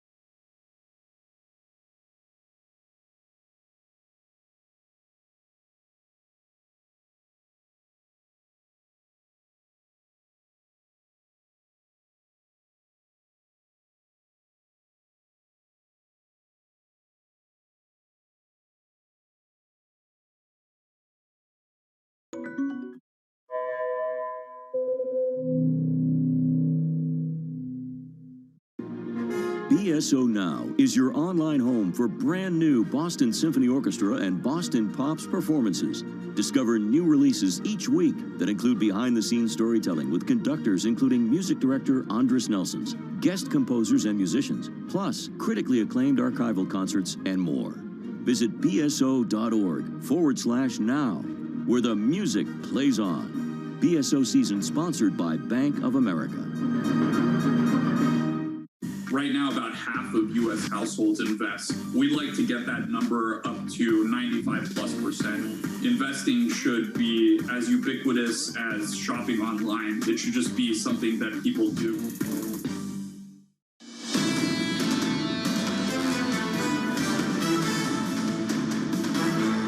Economics, finance, politics. This is Bloomberg Surveillance, the early edition. I'm Francine Lacqua here in London. Now let's get straight to the Bloomberg Business Flash. Here's Laura Wright. Hi, Laura. Hi, Francine. Fixed income traders at BNP Paribas missed out on a global rally with revenue for the unit down 17% in the first quarter. That compared with an average increase of 17% at the biggest Wall Street banks. But in a reversal from last year, equities trading more than offset those declines. It's a similar story for Barclays, where equities traders beat estimates in the first quarter. They helped offset a weaker performance elsewhere in the markets unit and pressure on the retail business from the pandemic. The firm's corporate and investment bank saw total income of £3.6 billion, broadly flat on a year ago. Chinese regulators have imposed wide-ranging restrictions on the fast-growing financial divisions of its tech giants. That includes many of the same curbs used against Jack Ma's Ant Group. The list of 13 companies includes Tencent, ByteDance, and JD.com. They were summoned to a meeting with regulators that spelled out a raft of new requirements. And that's the Bloomberg Business Flash. Francine. Thank you so much, Laura. Now, Nestlé is pushing to become the world leader when it comes to vitamins and supplements. Today, it announced a purchase of Bountiful for $5.75 billion, which includes the brands Nature's Bounty, Puritan's Pride, and Solgar. Well, Nestlé is buying the company from KKR and Carlyle, heading off a planned IPO, which could have valued Bountiful at more than $6 billion. Well, joining us now from Vevey, Switzerland, is Greg Bahar. He is the Chief Executive Officer of Nestlé Health Science. So, Greg, thank you so much for joining us. I know this is a pretty exciting day for Nestlé and for you. How much are you expecting our consumption of vitamins and similar things to increase in the next 2 to 3 years? Hi, Francine. Thanks a lot for having me. Well, it's been an incredible 18 months for the industry of vitamin, minerals, and supplements, obviously due to COVID. But it's interesting that actually people that have increased their intake, which is actually 91% of people that are using usually supplements have increased. They also say 98% of them say that they will continue with that baseline moving forward. And you have a lot of benefits that people are looking for today due to the pandemic, but due to the stress and everything that's happening around life. They want better sleep, they want better immunity, and having a 24-hour immunity solution. Beauty is a key category also, and aging and stress management and so on. So the category offers a lot of opportunities. Yeah, and this is a trend that we've seen for many years, Greg. I think people wanting to become, fitter, healthier, and it's probably been accelerated during the pandemic. I know I've certainly bought more vitamins, not necessarily taken them. Greg, what's the ideal way of selling vitamins? Is it through your own website, so you have a link direct to the consumer, or is it through a third party? Well, actually, we do it all. Mass retail is still the major channel. E-commerce is becoming, a much larger part. We today make about 40% of our sales on e-commerce. The Bountiful company has actually a 20% footprint on e-commerce. And we think we can accelerate that. And then, you also have what we call direct-to-consumer channel, your .com website. And then personalization is becoming big. And we've acquired last year a company called Persona, where we have the algorithm and the technology to be able to personalize the solution to your needs. And so there is a lot of potential. And of course, healthcare providers, dietitians, nutritionists, and so on are recommending a lot of these based on some of the science that we developed. So Greg, so how much are you selling online in terms of vitamins right now, and how much will that change? We are already making about $500 million on e-commerce today. And this is growing more than 20%, 40% last year. And with this acquisition, we are going to be close to $1 billion already, crossing the $1 billion mark next year. How much will you expand in Europe? So this is, you're selling very well, or this is a business that's selling very well in the US. Is the strategy going to be different in Europe? Actually, do people in Europe consume less supplements? I know it's very country dependent, but do they consume less supplements overall than the US? Yeah, definitely. In general, the US is obviously the largest market. We see a lot of opportunities for growth geographically, and that's one part of the beauty of this deal, is that we're acquiring great brands that give us access to multiple channels and multiple geographic expansion. So we are a powerhouse when you think about Nestlé, in terms of our activities in every market in Europe, in Asia, and in Latin America. So we can really expand everywhere. Nestlé has done it in pet care, we've done it in coffee, and we think we can do it in vitamin, minerals, and supplements.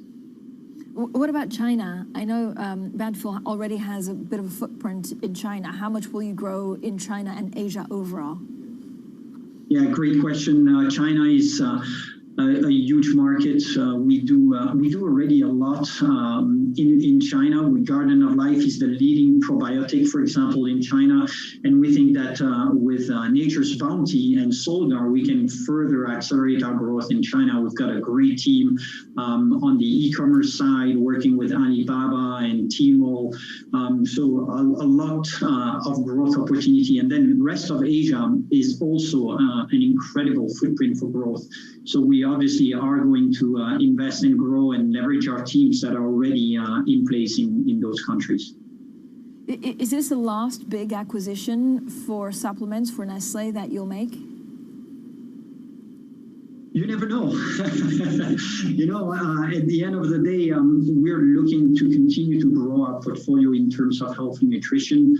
We're already obviously very strong, and we're looking at continuing to raise the bar of science in terms of proprietary ingredients, innovate, expand geographically, and the personalization space is very important. Last year, we acquired immune therapeutics with Palforzia to treat peanut allergy, which was the first FDA-approved product. And this is just another example of how we're expanding nutrition and health at Nestlé Health Science. Greg, a difficult question. Is there anything, when you look at the consumption of supplements, are they supplements that we've known in the past, or is there something that you're working on or that people want to take to try and get better with COVID or avoid COVID? Yeah, no, it's a very relevant question. So as I mentioned before, personalization is actually very important because not everyone is the same. And also people take different things. So there are millions, billions of combinations to get the right thing for you. And so with that personalization and our acquisition of Persona, we think we can raise the bar in the category of personalization. As I mentioned, and you mentioned it, aging is key, and we've done some great research and launched some great products for the cellular nutrition. So how can we provide you solutions to boost your mitochondria, how your cells regenerate faster and better as you grow older? There is some great science coming out in this field, and we're basically leading it.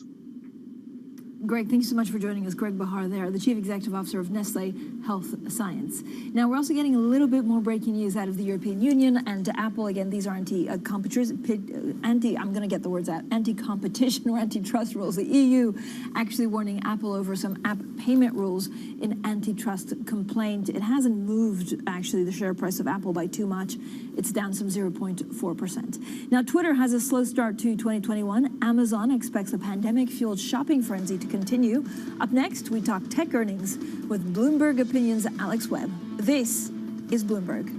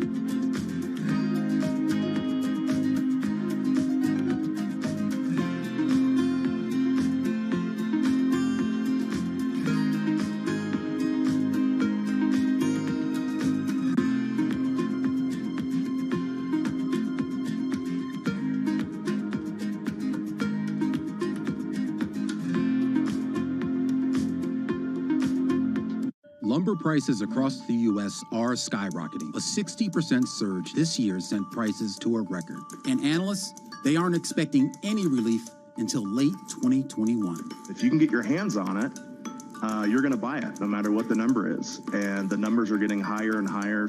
Tightness is acute across the entire timber supply chain. Sawmills have had trouble ramping up fast enough to meet demand, while trucking delays and worker shortages at lumber yards have added to the cost. The summer peak of U.S. home building is expected to deepen these supply constraints and keep home prices red hot. What's happening is lumber's going up, insulation's going up, stucco's going up, concrete's going up, and that's getting passed on to the consumer. According to the National Association of Home Builders, wood costs have already added more than $24,000 to the price of the average new house. Lumber prices are expected to stay elevated for months to come. Access the financial world on demand. Hear from leading economists, policymakers, and industry experts via live and on-demand webinars, only from Bloomberg. Start exploring to see what's moving the markets. Visit Bloomberg.com/webinars. Every Friday with 30 minutes dedicated to fixed income, I'm Jonathan Ferro. This is Bloomberg Real Yield.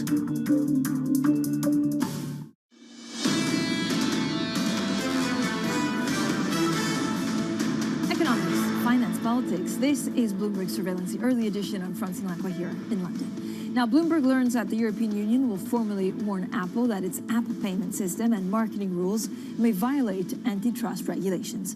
The EU's antitrust chief, Margrethe Vestager, is expected to speak at a press conference this afternoon. Joining us now is Bloomberg opinion tech columnist Alex Webb. So, Alex, what do we know about this potential charge sheet against Apple? So it's to do with the way that Apple charges 30% cut on any payment made via the App Store. And of course, that goes down after a certain amount of time, but it's referred to by many app makers as the Apple tax. And the charge ultimately is that does Apple do enough, or but Apple doesn't do enough to justify taking that cut. So when it comes to iTunes and with the App Store, when you download Spotify, Spotify, in order to make the same amount of money that it does from its other customers, has to charge $12 or $12 a month for the subscription. Apple Music, in competition, only charges $9.99. So it makes Apple look a lot cheaper, even though they're making the same amount of money from the customers for each respective service. Alex, on earnings, Twitter had a slow start to 2021. How so?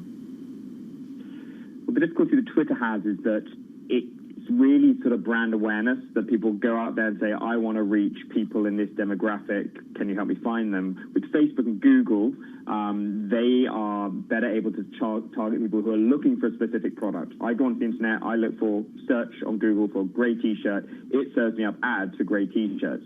That means that as advertisers start opening their checkbooks again in order to find consumers as the lockdowns ease, they're turning more to Google and Facebook because they can get better targeting than they are Twitter. So Twitter hasn't yet benefited from the uplift in advertising spending.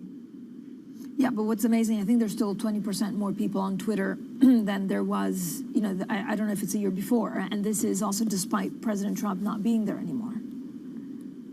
Yeah, but don't forget that Twitter's user base, in some senses, is a rounding error for Facebook. You know, they have, I think, in the 350 million user range. Facebook has, across its different services, something like 2 billion.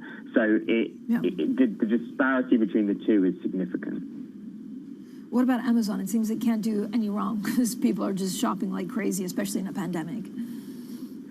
Exactly, and also, you know, the work from home trend benefited them significantly as well, because Amazon Web Services, their cloud computing operation, which is the real profit driver, enjoyed a stellar quarter as well. And of course, you know, the profits from AWS are able to be reinvested in the e-commerce offering, and so they can make losses or very fine margins on Amazon.com and subsidize it all with AWS, and that's what they've done to great benefit in the most recent quarter. I mean, it's staggering to think their revenue jumped 44% in the quarter to more than $100 billion, just huge gobs of cash. Yeah, it is quite incredible. But then we look at our individual shopping habits, and I guess it's less of a surprise. Alex, thank you. Bloomberg Opinions tech columnist there, Alex Webb. Now, let's also look at palladium. We don't look at palladium, actually, on Bloomberg Surveillance Early Edition very often, but it did reach 3,000 per ounce for the first time on shortages. So this is basically as some of the recovering economies are bolstering demand for automakers, and that is used in automakers. So palladium is one of the major things that automakers need, and there's a global shortage of the metal that's been deepening. So you can see that record price of 3,000, now 2,986. Bloomberg Surveillance Early Edition continues in the next hour. Matt Miller joins me out of Berlin, Kaylee Lyons out of New York. This is Bloomberg.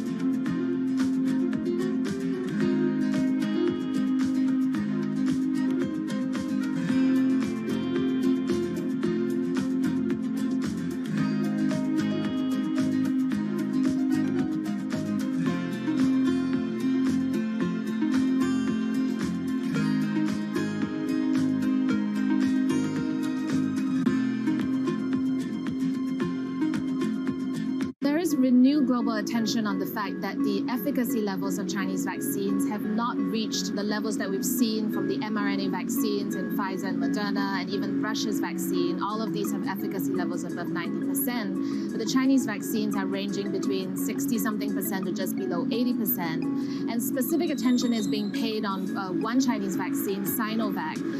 This vaccine has been proven in a large-scale Brazil trial to have an efficacy level of just above 50%. 50% is the minimum threshold that regulators will accept for approval. So that is concerning, especially because this is the Chinese vaccine that's been distributed most widely around the world. A lot of developing countries like Brazil and Indonesia are dependent on this vaccine. So questions are starting to mount on how is this going to affect the global immunization effort. But what's also really important to keep in perspective is that the 50% efficacy rate is looking at all symptomatic disease, even mild sickness. And the truth is that all the vaccines we have out there right now, including the Chinese ones, are nearly 100% effective at preventing hospitalization and death. And those are the two most important things: bring down serious sickness, bring down fatalities. We're still going to see that happen around the world, and that's why it's really important for people to keep getting vaccinated, even if the only access they have is to a Chinese vaccine.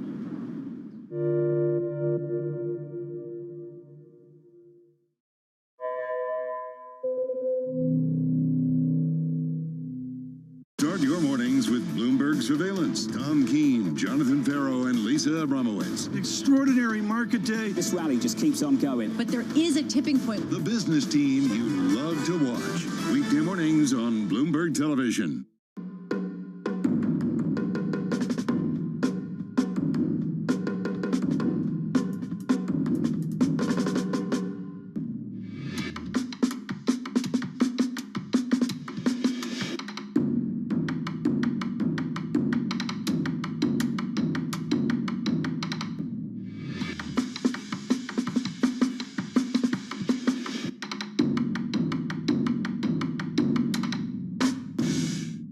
Market that over the past few weeks has made it clear it wants to go higher. It got a little spooked by the idea that geopolitical tensions are rising.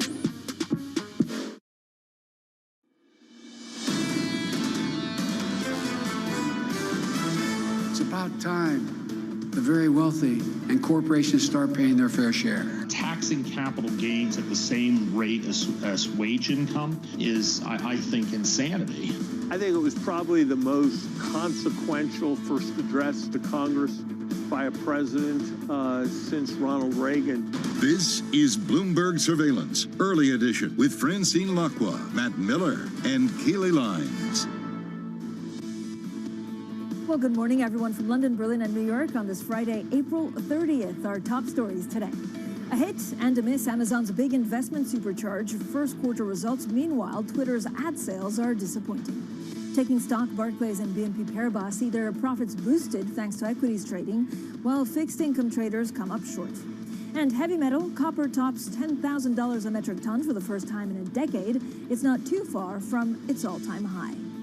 Now, there's quite a lot of things we're watching. The commodities, not like the old super cycle. This has more to do with shortages rather than really this roaring economy. And Kaylee, I spoke to someone who actually said what's going on in the markets beautifully. He says it's a very fine line between euphoria and caution, confidence. Yeah, you definitely see euphoria showing up in some metrics when looking at investor bullishness and sentiment, Francine. But to your point about the commodity complex, we're seeing those supply shortages really showing up in a meaningful way in corporate earnings as well. So it does affect the equity market. As far as the equity market goes, it was a broadly risk-off session in Asia. Stocks really lower across the board. Chinese stocks down by about 0.8%. The real underperformance, though, came from Hong Kong equities. The Hang Seng down nearly 2 full percentage points. The big drag there was big tech names like Tencent after the Chinese government started to really crack down on the financial arm of that company, as well as 12 others. So those shares were lower by about 1.3%. Now, of course, the other thing weighing on the Asian session was the economic data we got out of China overnight. Those PMIs, both services and manufacturing, slipping a bit, still in expansion territory, but that expansion maybe is just slowing. After that data, the yuan is flat against the dollar. The Japanese yen is flat against the dollar as well. As far as the European session, we are seeing some fractional gains, but the moves are really quite marginal. We are only up less than 0.1% on the Stock 600, a little bit of outperformance from the FTSE 100 in the UK. It's up by about 0.25%. Of course, in the bond market, really interesting yesterday, the German Bund yield on the 10-year hit the highest since March 2020. Today, though, we come down just a basis point. We're sitting at negative 20 basis points. The euro is weaker against the dollar by about 0.2%, sitting at 120.97. And then, of course, on the commodity complex, I'm watching copper, as Francine said, it crossed $10,000 a ton briefly yesterday. Today, though, it is just around $9,900. As for the U.S., we did hit a record high on the S&P 500 yesterday. Today, though, bit softer when it comes to futures, down 12.25 point on S&P E-minis as we see the 10-year yield moving up a basis point. It crossed 1.68% yesterday, then gave back some of that sell-off, started to retreat. We're sitting at 1.64%. The dollar broadly stronger. It's gaining strength the older the session gets. It's up about 0.2% on the Bloomberg Dollar Spot Index. That may be part of what is weighing on crude. WTI down 1.2% to just above $64 a barrel, Matt. All right, Kaylee, we are getting some breaking economic news on inflation in Europe, and we've got GDP coming across the ticker as well. So right now, it looks like the Eurozone economy, this is just for the EU users of the common currency, contracted 0.6%. quarter over quarter. The estimate was for a 0.8% contraction. So a little bit better than had been anticipated. In terms of consumer prices, we saw a gain of 0.6%. That was a little bit better than the estimate for 0.5%. The core number was up 0.8% in line with the estimate. So Francine, it looks like the contraction isn't quite as bad as had been feared, and inflation, which, you know, when I was growing up, inflation was a bad thing. In the euro area, they desperately want to see inflation. Have been trying, you know, Mario Draghi tried for 8 years, and now he's passed the baton to Christine Lagarde, and they really want to get it up there. So 0.8% isn't quite as good as they probably would like to see. The year-over-year figure, 1.6%, and of course, year-over-year, they're looking to get closer to 2%.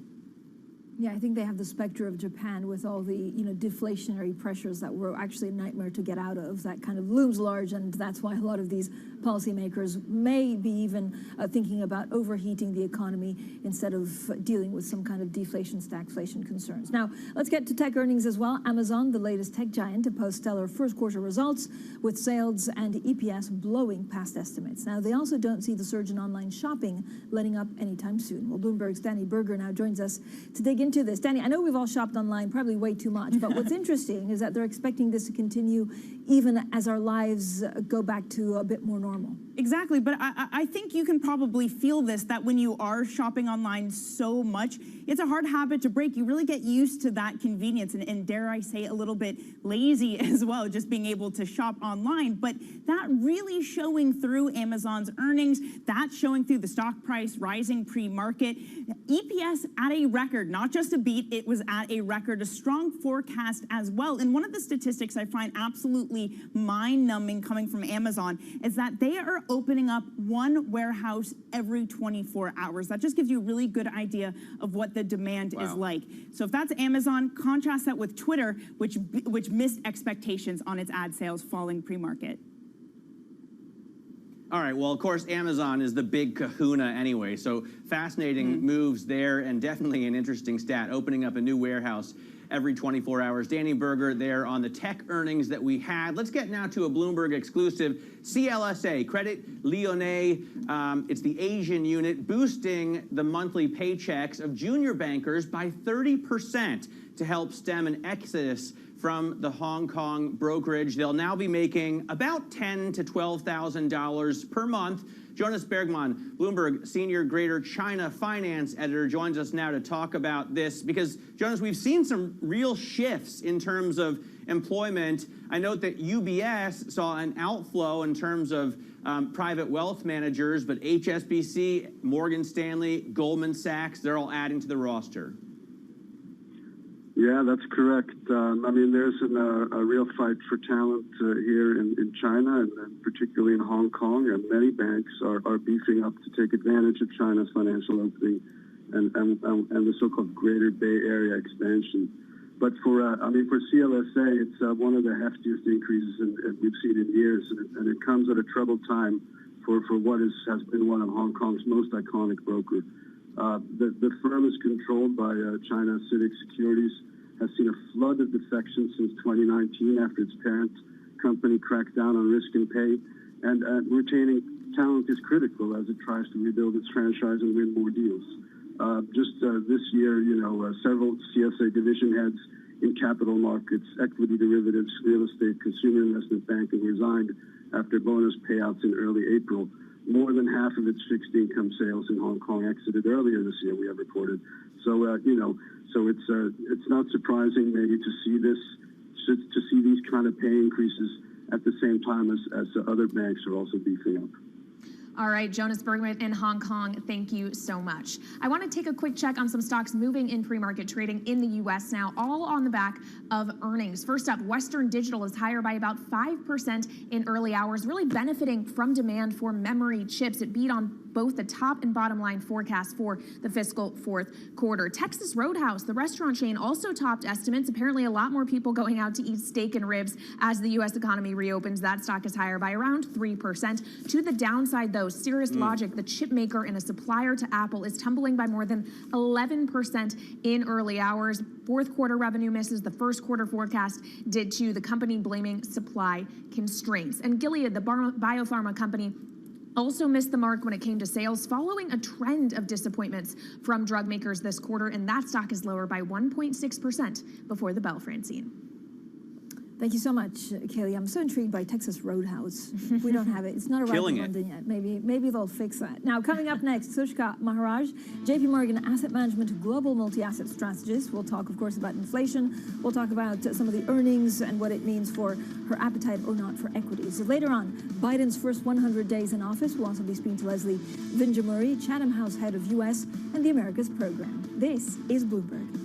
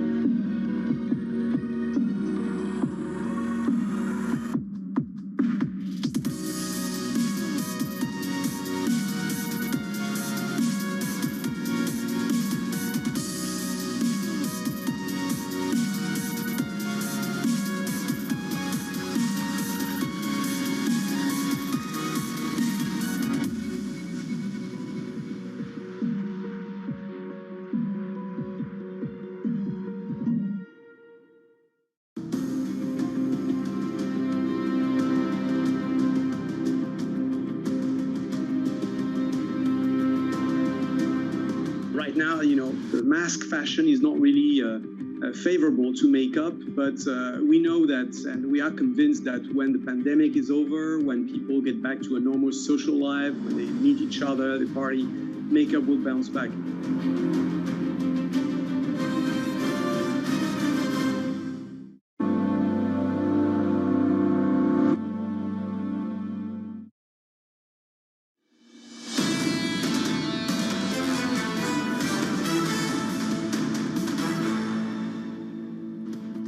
This is Bloomberg Surveillance Early Edition. I'm Matt Miller in Berlin with Francine Lacqua in London and Kaylee Lines in New York. Now, something that Marty Schenker told us the other day has really stuck with me, and that is that Biden's plans are really redefining the U.S. economic picture more than anyone has done pretty much since Ronald Reagan. And we heard Larry Summers say something similar about the president's speech to the joint session of Congress. We have a great chart that shows how the duo of Biden and Powell is shaking things up like no other since Reagan and Volcker. And what this shows you, for those of us for those of you, I should say, listening on radio, is the amount of the budget that the Fed is really funding. The Fed has bought the most debt in this run-up by the U.S. to fight COVID, as you would expect, and you can also see on your Bloomberg with Debt Go.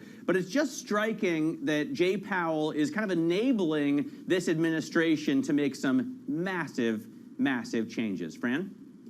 Yeah, what a great chart, Matt. So let's get straight to Thushka Maharaj, Global Multi-Asset Strategist at JP Morgan Asset Management. Thushka, good morning. Thanks so much for joining us. Given, Matt's great chart, but also I guess a broader question that if we do have fundamentals getting stronger and the recovery really being here to stay, will it also lead to greater divergence in the markets? Yeah, so we are in that positive camp where this unprecedented stimulus is very supportive for growth across major markets. But I think what you're pointing to there, Francine, is the leadership of that performance. And yes, we are expecting more of a rotation within markets, which means dispersion is exactly what we are expecting. And it's a great time to be much more focused on active management and more active decision making on security selection in this environment of increased dispersion and this idea that there will be winners and losers that emanate out of this unprecedented policy environment.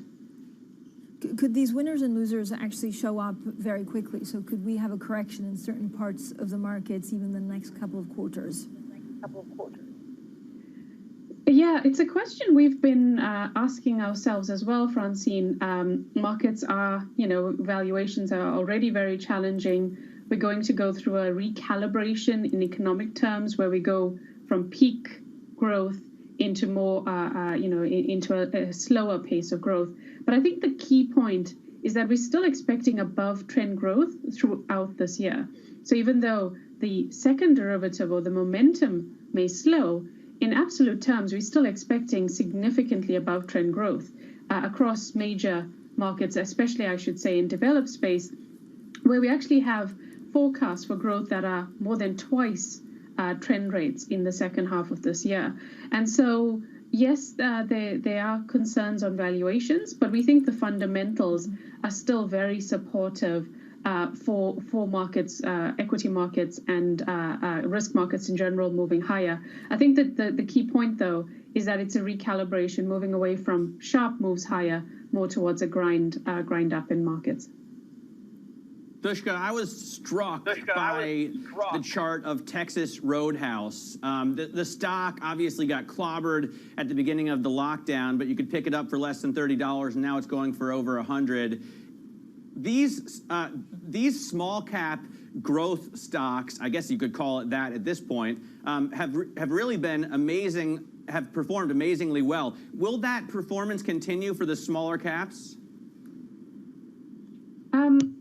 So when we look at small cap markets, what's been really reassuring in this earnings season is the broad-based nature of beats in the U.S. equity market. It's not just concentrated in the large cap sector. We're actually seeing earnings in small cap significantly outperforming, and we do have a positive view on small cap markets. We did see a wobble at the first part of this month, but actually the rebound in the small cap indices has actually been very, very strong in the last week or so. So we do like cyclicality.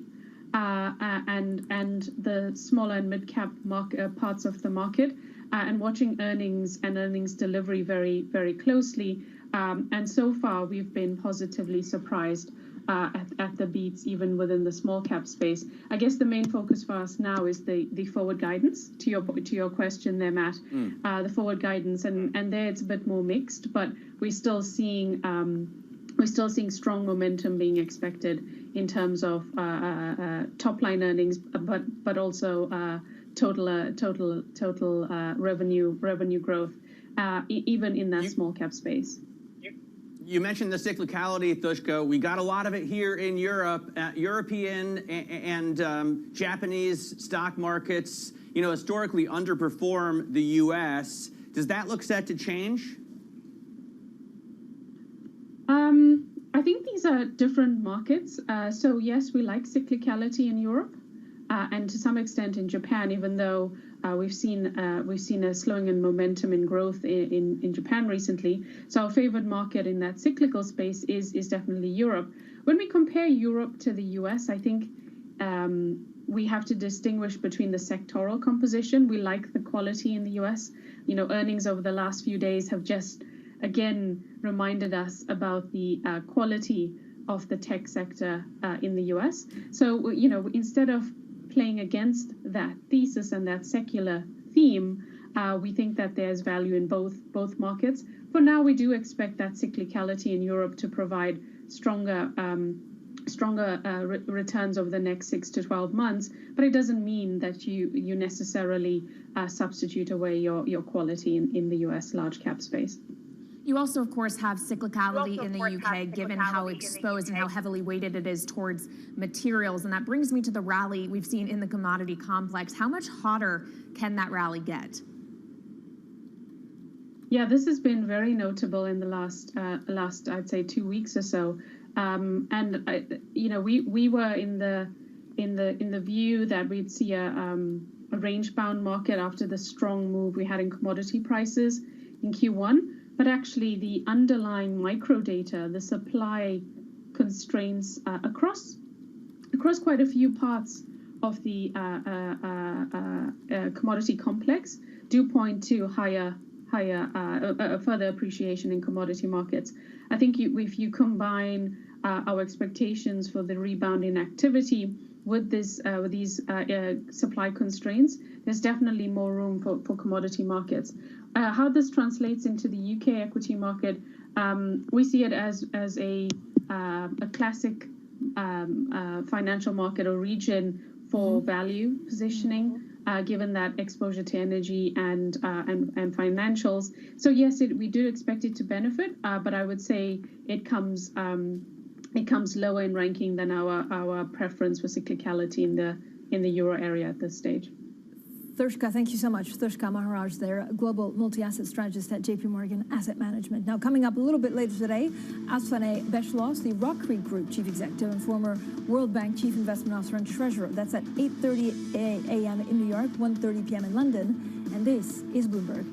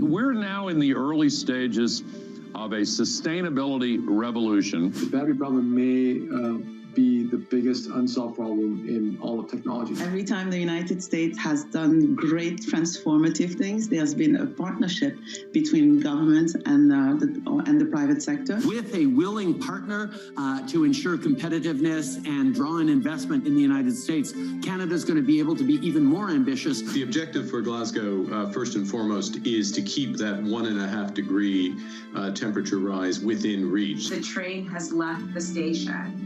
Investors care about it. People who work inside of corporate America care about these issues. And certainly we see that with just the broader community. There's not enough tax in the world for private sector to pay for all of this. It's going to have to be a public-private partnership. This is basically going to kick off the whole week. From bank earnings really have to be front and center. to tech earnings. The COVID boost is gone. Bloomberg breaks the numbers as they drop. Breaking news, Bank of America seemingly reporting earnings, and those trading beats are significant. And furthers the conversation. Big portion of the economy is up and operating very well. There definitely is more to go. No one delivers the data faster. We need to talk about earnings in America. There's a pretty clear trend emerging. Bloomberg Television, your home for earnings season. Countries that entered this crisis with limited fiscal space, with more vulnerabilities, need to be supported for the benefit of the world. The transparency of the debt burden for the poorest countries needs to be increased. There needs to be fuller disclosure. Global markets never sleep, so stay connected with Francine Lacqua in London, Matt Miller in Berlin, and Kaylee Lines in New York. Perspective on the day ahead. Bloomberg Surveillance, early edition. Weekday mornings on Bloomberg Television. This is a market that over the past few weeks has made it clear it wants to go higher. It got a little spooked by the idea that geopolitical tensions are rising.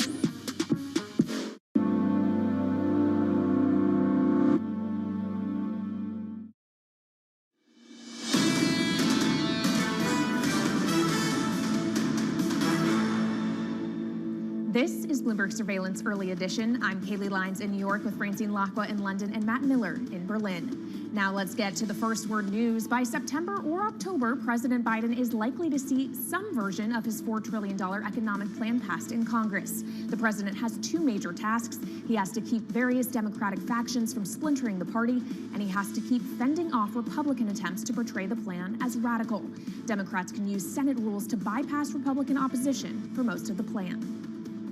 Vaccines. Tens of millions of doses of Johnson & Johnson's single-shot vaccine are sitting on shelves awaiting U.S. approval. The shots were made by a contractor, Emergent Biosolutions. The Emergent-made supply had been expected to be cleared for use last month, but the staff combined materials for the J&J vaccine with those for doses from drug maker AstraZeneca. That mistake led to a key ingredient being thrown out. China is cracking down on the tech companies that are expanding in finance. Regulators have imposed wide-ranging restrictions on the finance arms of 13 companies, including Tencent and ByteDance. They're using many of the same limits that were slapped on Jack Ma's Ant Group. And it appears that a big portion of London's young professionals and lower-paid workers have drifted away as jobs dry up.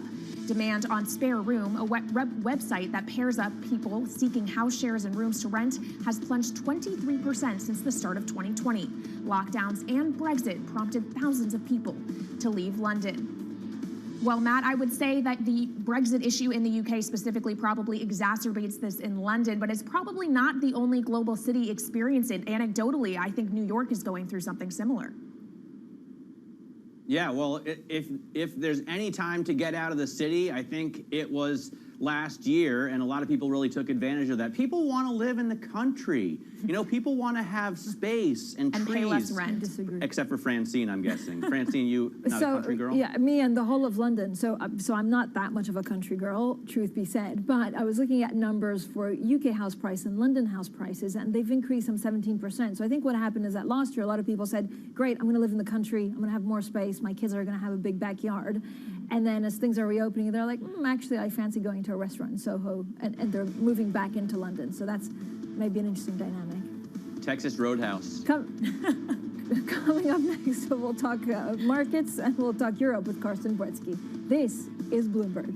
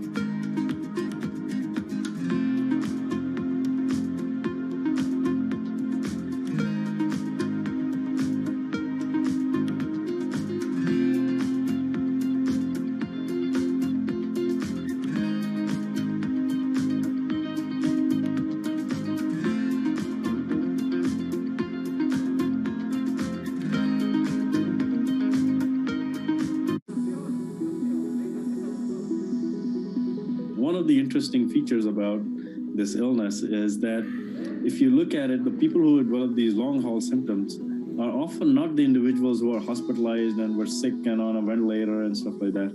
These are individuals who actually, most often, they never went to the hospital. They had a relatively mild illness in the acute phase, and they recovered from it. If you were in the hospital, it means you probably mounted a very strong immune response, okay? And you recovered from the illness, you probably got rid of the virus.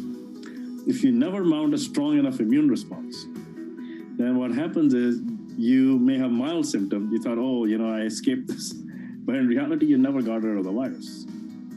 So you get this chronic immune activation that persists in these individuals. But it's never good enough to get rid of it because they never got rid of it in the first place. But it's enough to start causing collateral damage. And what the virus does is it inhibits certain types of immune responses. It's a drain on society at every single level. I mean, it affects women more than men. It affects people in their average age is 40. That's the most productive years of your life. And so you can see that the impact, worldwide impact of this is unbelievable. Economic toll, the psychological toll, every aspect of society is going to touch. I think what we've seen during this period of time is that communicating via video is not a fad. We are using it in all aspects of our lives, for work, for learning, for communicating, for staying in touch. Trading revenues coming in better than expected. Everything. Cash, $1.4 trillion of cash. One of the most notable aspects of this report that was stellar.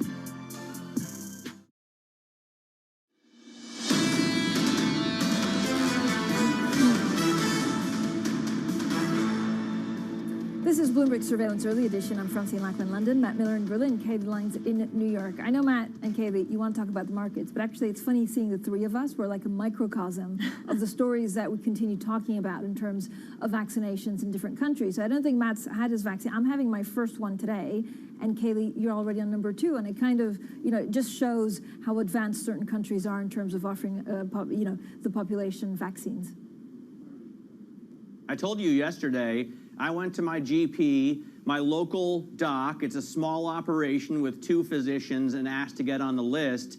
He said, listen, I got 2,000 people on my list, and last week we got 18 doses of the vaccination to give out. So, we keep hearing reports that there are a lot more vaccinations coming into Germany. Apparently, 1.1 million doses yesterday, and they got 26% of the population with the first shot, but I'm a long way off. Yeah, we'll hopefully you'll get it very soon. And it's interesting to see the uptake also in the U.S. and how that will change. Kaylee, what are we seeing in the markets? Well, we're seeing a bit of a mixed picture. I'm just sitting here trying to remember what the German word was that they came up with for vaccine envy. Matt, what is it? Do you remember? There is a word that the Germans have created. Impfneid. There you go. So now there's a word for it. A word for exactly what Matt is feeling right now. I will be getting my second shot later this afternoon. But as far as what the market looks like, you aren't seeing that slow vaccine rollout in Germany, way too much on European equities, though the moves are pretty fractional at this point in the session. We're up just under 0.1% on the stock 600 specifically. Here in the U.S., the S&P 500 did close at a record high yesterday, but it's looking like we may see a softer U.S. open in 4 hours' time, with futures down about 10 points on S&P E-minis. Yesterday, the action in the bond market was really quite interesting. You had yields moving up above 1.68% as the market really weighed whether or not it believes the Fed, but then we fell off of those highs, and right now we are up just about a basis point from yesterday's close at 1.64%. Of course, I still have my eye on copper, crossed 10,000 on the London Metal Exchange yesterday. Today, though, sitting at $9,910 at this point. As for some movers in early hours, pre-market trading here in the U.S., of course, Amazon was the big blowout report after the bell yesterday. Revenue surging past expectations, and the guidance was also really strong. This is the key. All the online shopping Francine is doing for her kids, all of the online shopping I do for myself, we're going to keep doing that. At least that's what Amazon is saying, that pandemic online shopping boom is not over anytime soon. Twitter, though, down 11.5%. It is not benefiting in the same way from the digital advertising boom like Facebook or Google are. It was really a disappointing outlook from them last night. Cirrus Logic also down the better part of 11%. It, of course, is a chip maker. Both its quarterly report and its forecast missed expectations, the company blaming a supply shortage. And Cirrus is a major supplier to Apple. And, of course, Apple warned about the semiconductor shortage yesterday. That actually had the stock end the day lower despite its early gains on the back of its earnings report. It's lower by, once again, 0.4% in pre-market trading, though the warning from the EU about antitrust rules and its app payments in the App Store may be weighing on sentiment as well, Matt. You know, Amazon points out that people continue to shop even as the economy reopens. We heard that from Shopify, I think it was yesterday or 2 days ago as well, Kaylee. So people really are continuing. That's some sticky behavior if there ever was some. The other thing we keep talking about or keep hearing about over the last couple of days, especially since President Biden's address to the joint session of Congress, is how we're entering a new era of United States government and the U.S. economy, the biggest shift that we've had since the Reagan years. And I've got a chart, I've shared it previously. Hillary put this together as she was entering her third decade of life. It shows the easiest U.S. financial conditions on record. This chart just goes down and to the right, and this is why it's an ideal time to make this kind of change. One of the many reasons we talk about free money, well, it's never been this cheap, Francine, and you know, if you want to start some big government programs, why not do it when the U.S. financial conditions are the easiest that they've ever been?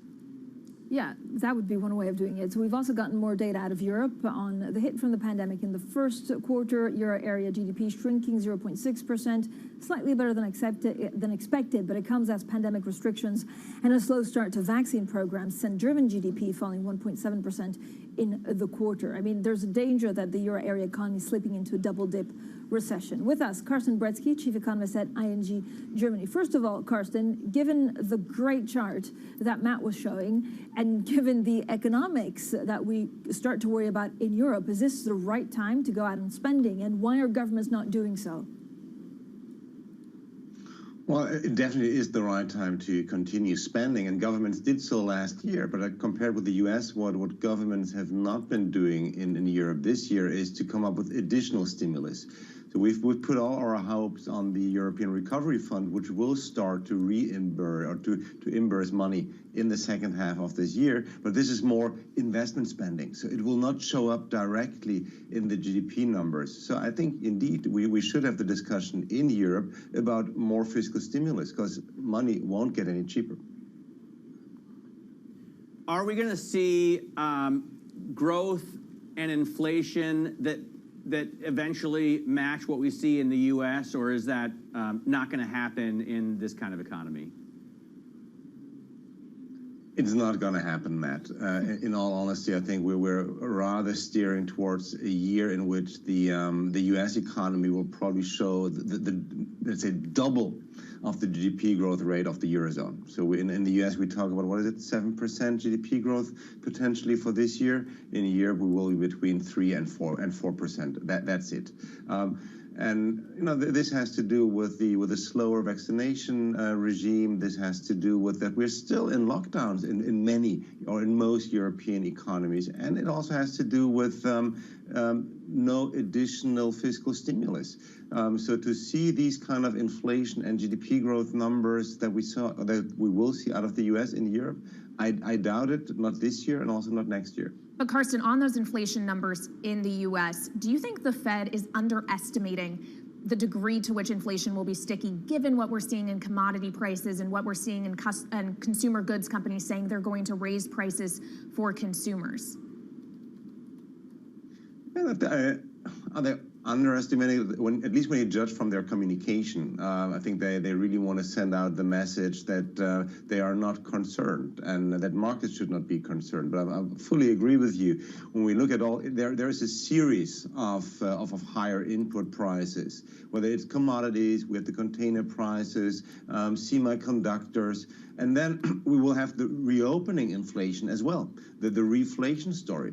So I think that there is a clear risk that this will be stickier than many thought at the start of the year, so that it will not only be a 2021 story, but that higher inflation rates will also be a story of 2022. But Carsten, overall, is there a belief in central banks, and this is what we're getting from the Fed, that even if the economy overheats, they're well equipped to deal with it? And what if they're not? I think, will it overheat? The question is, will we see a wage price spiral? And I think this is what central banks in the past have always looked out for. So normally in a central bank, once it starts seeing this wage price spiral, it will intervene. I think you could argue that this time around, it will also be different. Why will it be different? Because if these higher wages would occur in the low wage or the low income sectors, then central banks, both in the US and also in Europe, would be more tolerating to see such a wage price spiral. So therefore, will there be an overheating? It could be. Will there be a wage price spiral? Yes, possibly. At least in the US, more likely than in Europe. Will central banks react swiftly? No, not necessarily. So they will rather let it go for a longer while. Thank you so much, Carsten Bretsky, their chief economist at ING Germany, joining us today. Now, coming up next on Biden's first 100 days in office, Leslie Vinjamuri, Chatham House head of U.S. and the Americas program. This is Bloomberg.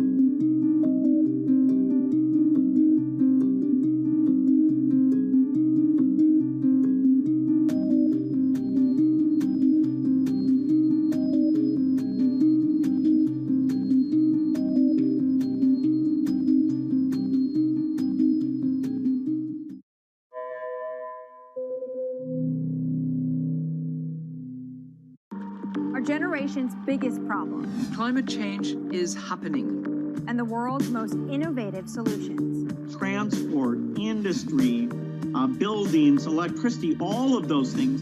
Everything you need to know about our changing environment. The politics of global warming. We can and we will deal with climate change. In the fight against climate change, Bloomberg Green has you covered.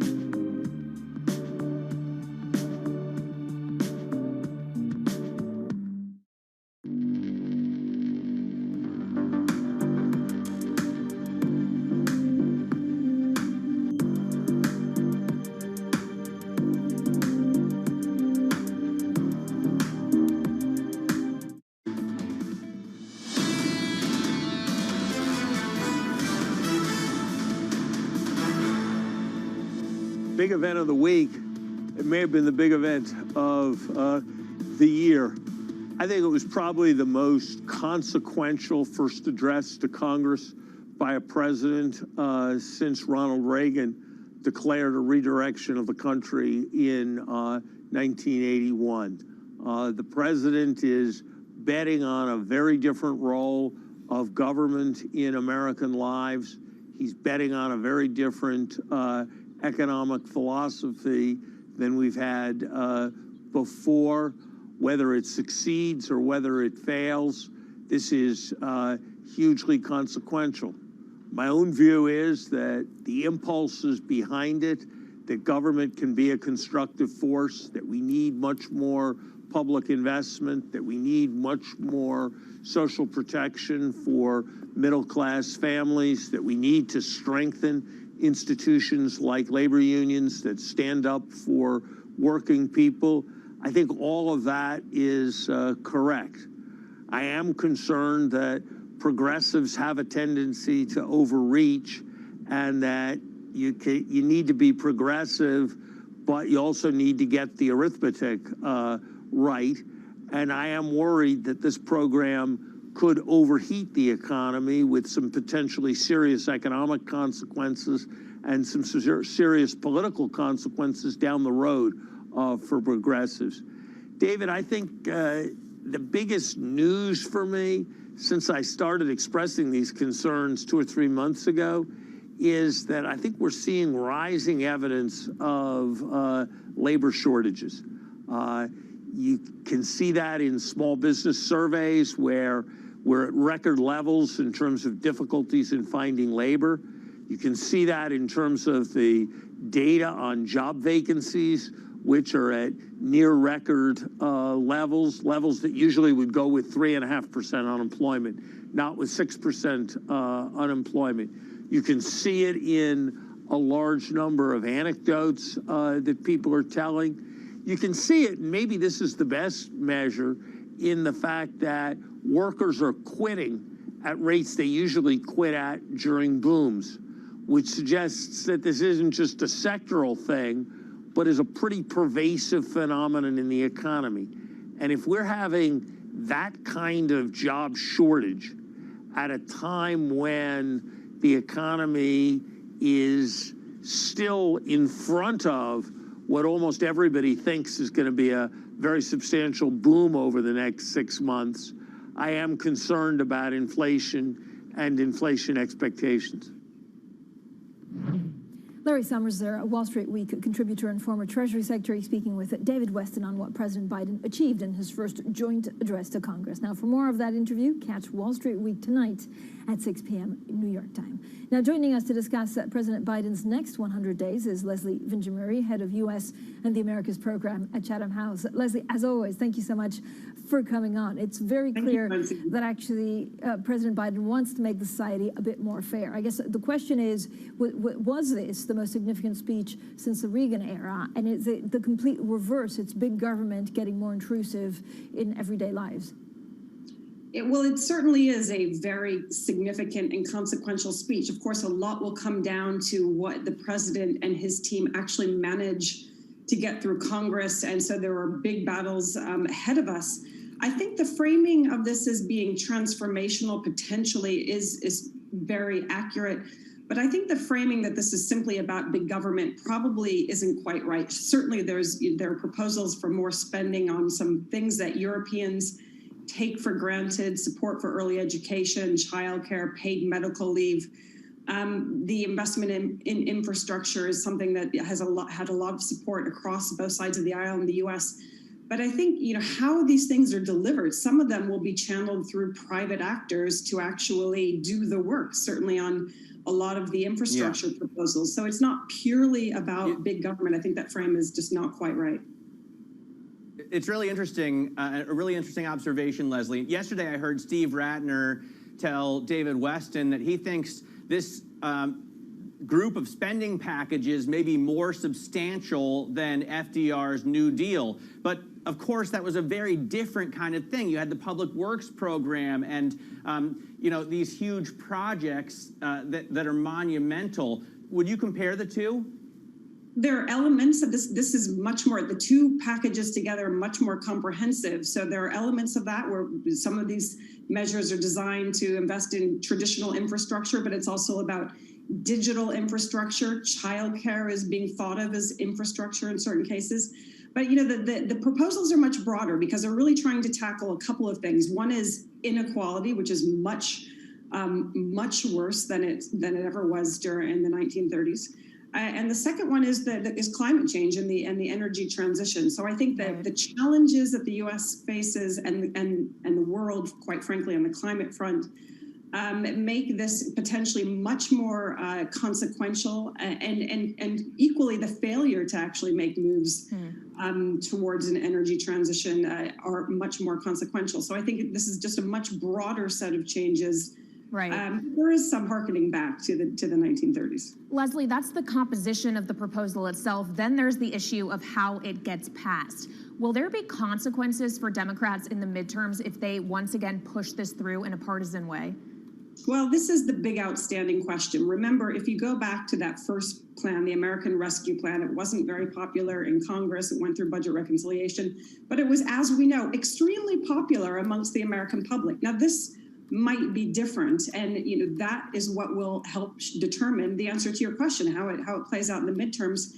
The tricky part here is Americans might like the spending, the investment in infrastructure, and in any number of sectors of the economy that will create jobs. But the proposal for paying for it, right? The tax increases on wealthier Americans, the increase in corporate taxes, closing the loopholes, those are obviously much more controversial measures, and those are likely to have an impact on how people vote during the midterms. So, Leslie, how much is, the Biden administration also thinking of re-election, certainly re-election of a Democrat, as opposed to actually just changing the fabric of U.S. society? I mean, I will be honest with you, Francine. I think that we have a president who has dedicated his life, his career, his family to making America a better place at home and abroad. And it sounds, it sounds a little bit idealistic, but I think the reality is that is what this president wants to do. He's willing, he's not at the beginning of his career. He's not at the middle part of his career. He is willing to go big. And I think he probably thinks a lot about legacy and about the future of the United States. Clearly, he wants to also transform and unite the Democratic Party, but also build bridges. And it's going to be very, very difficult to do that in this current climate. I don't think that anybody is naive about how polarized the United States is and how divided it is. But I think the president has his eye on the ball and wants to make really significant changes. And yes, certainly that will earn him, if he's successful, a place in history. Thank you so much, Leslie Vinjamuri, their head of the U.S. and the Americas program at Chatham House. Now, coming up on Bloomberg Markets, U.S. Commerce Secretary Gina Raimondo. That's at 10:30 a.m. in New York, 3:30 p.m. in London, and this is Bloomberg.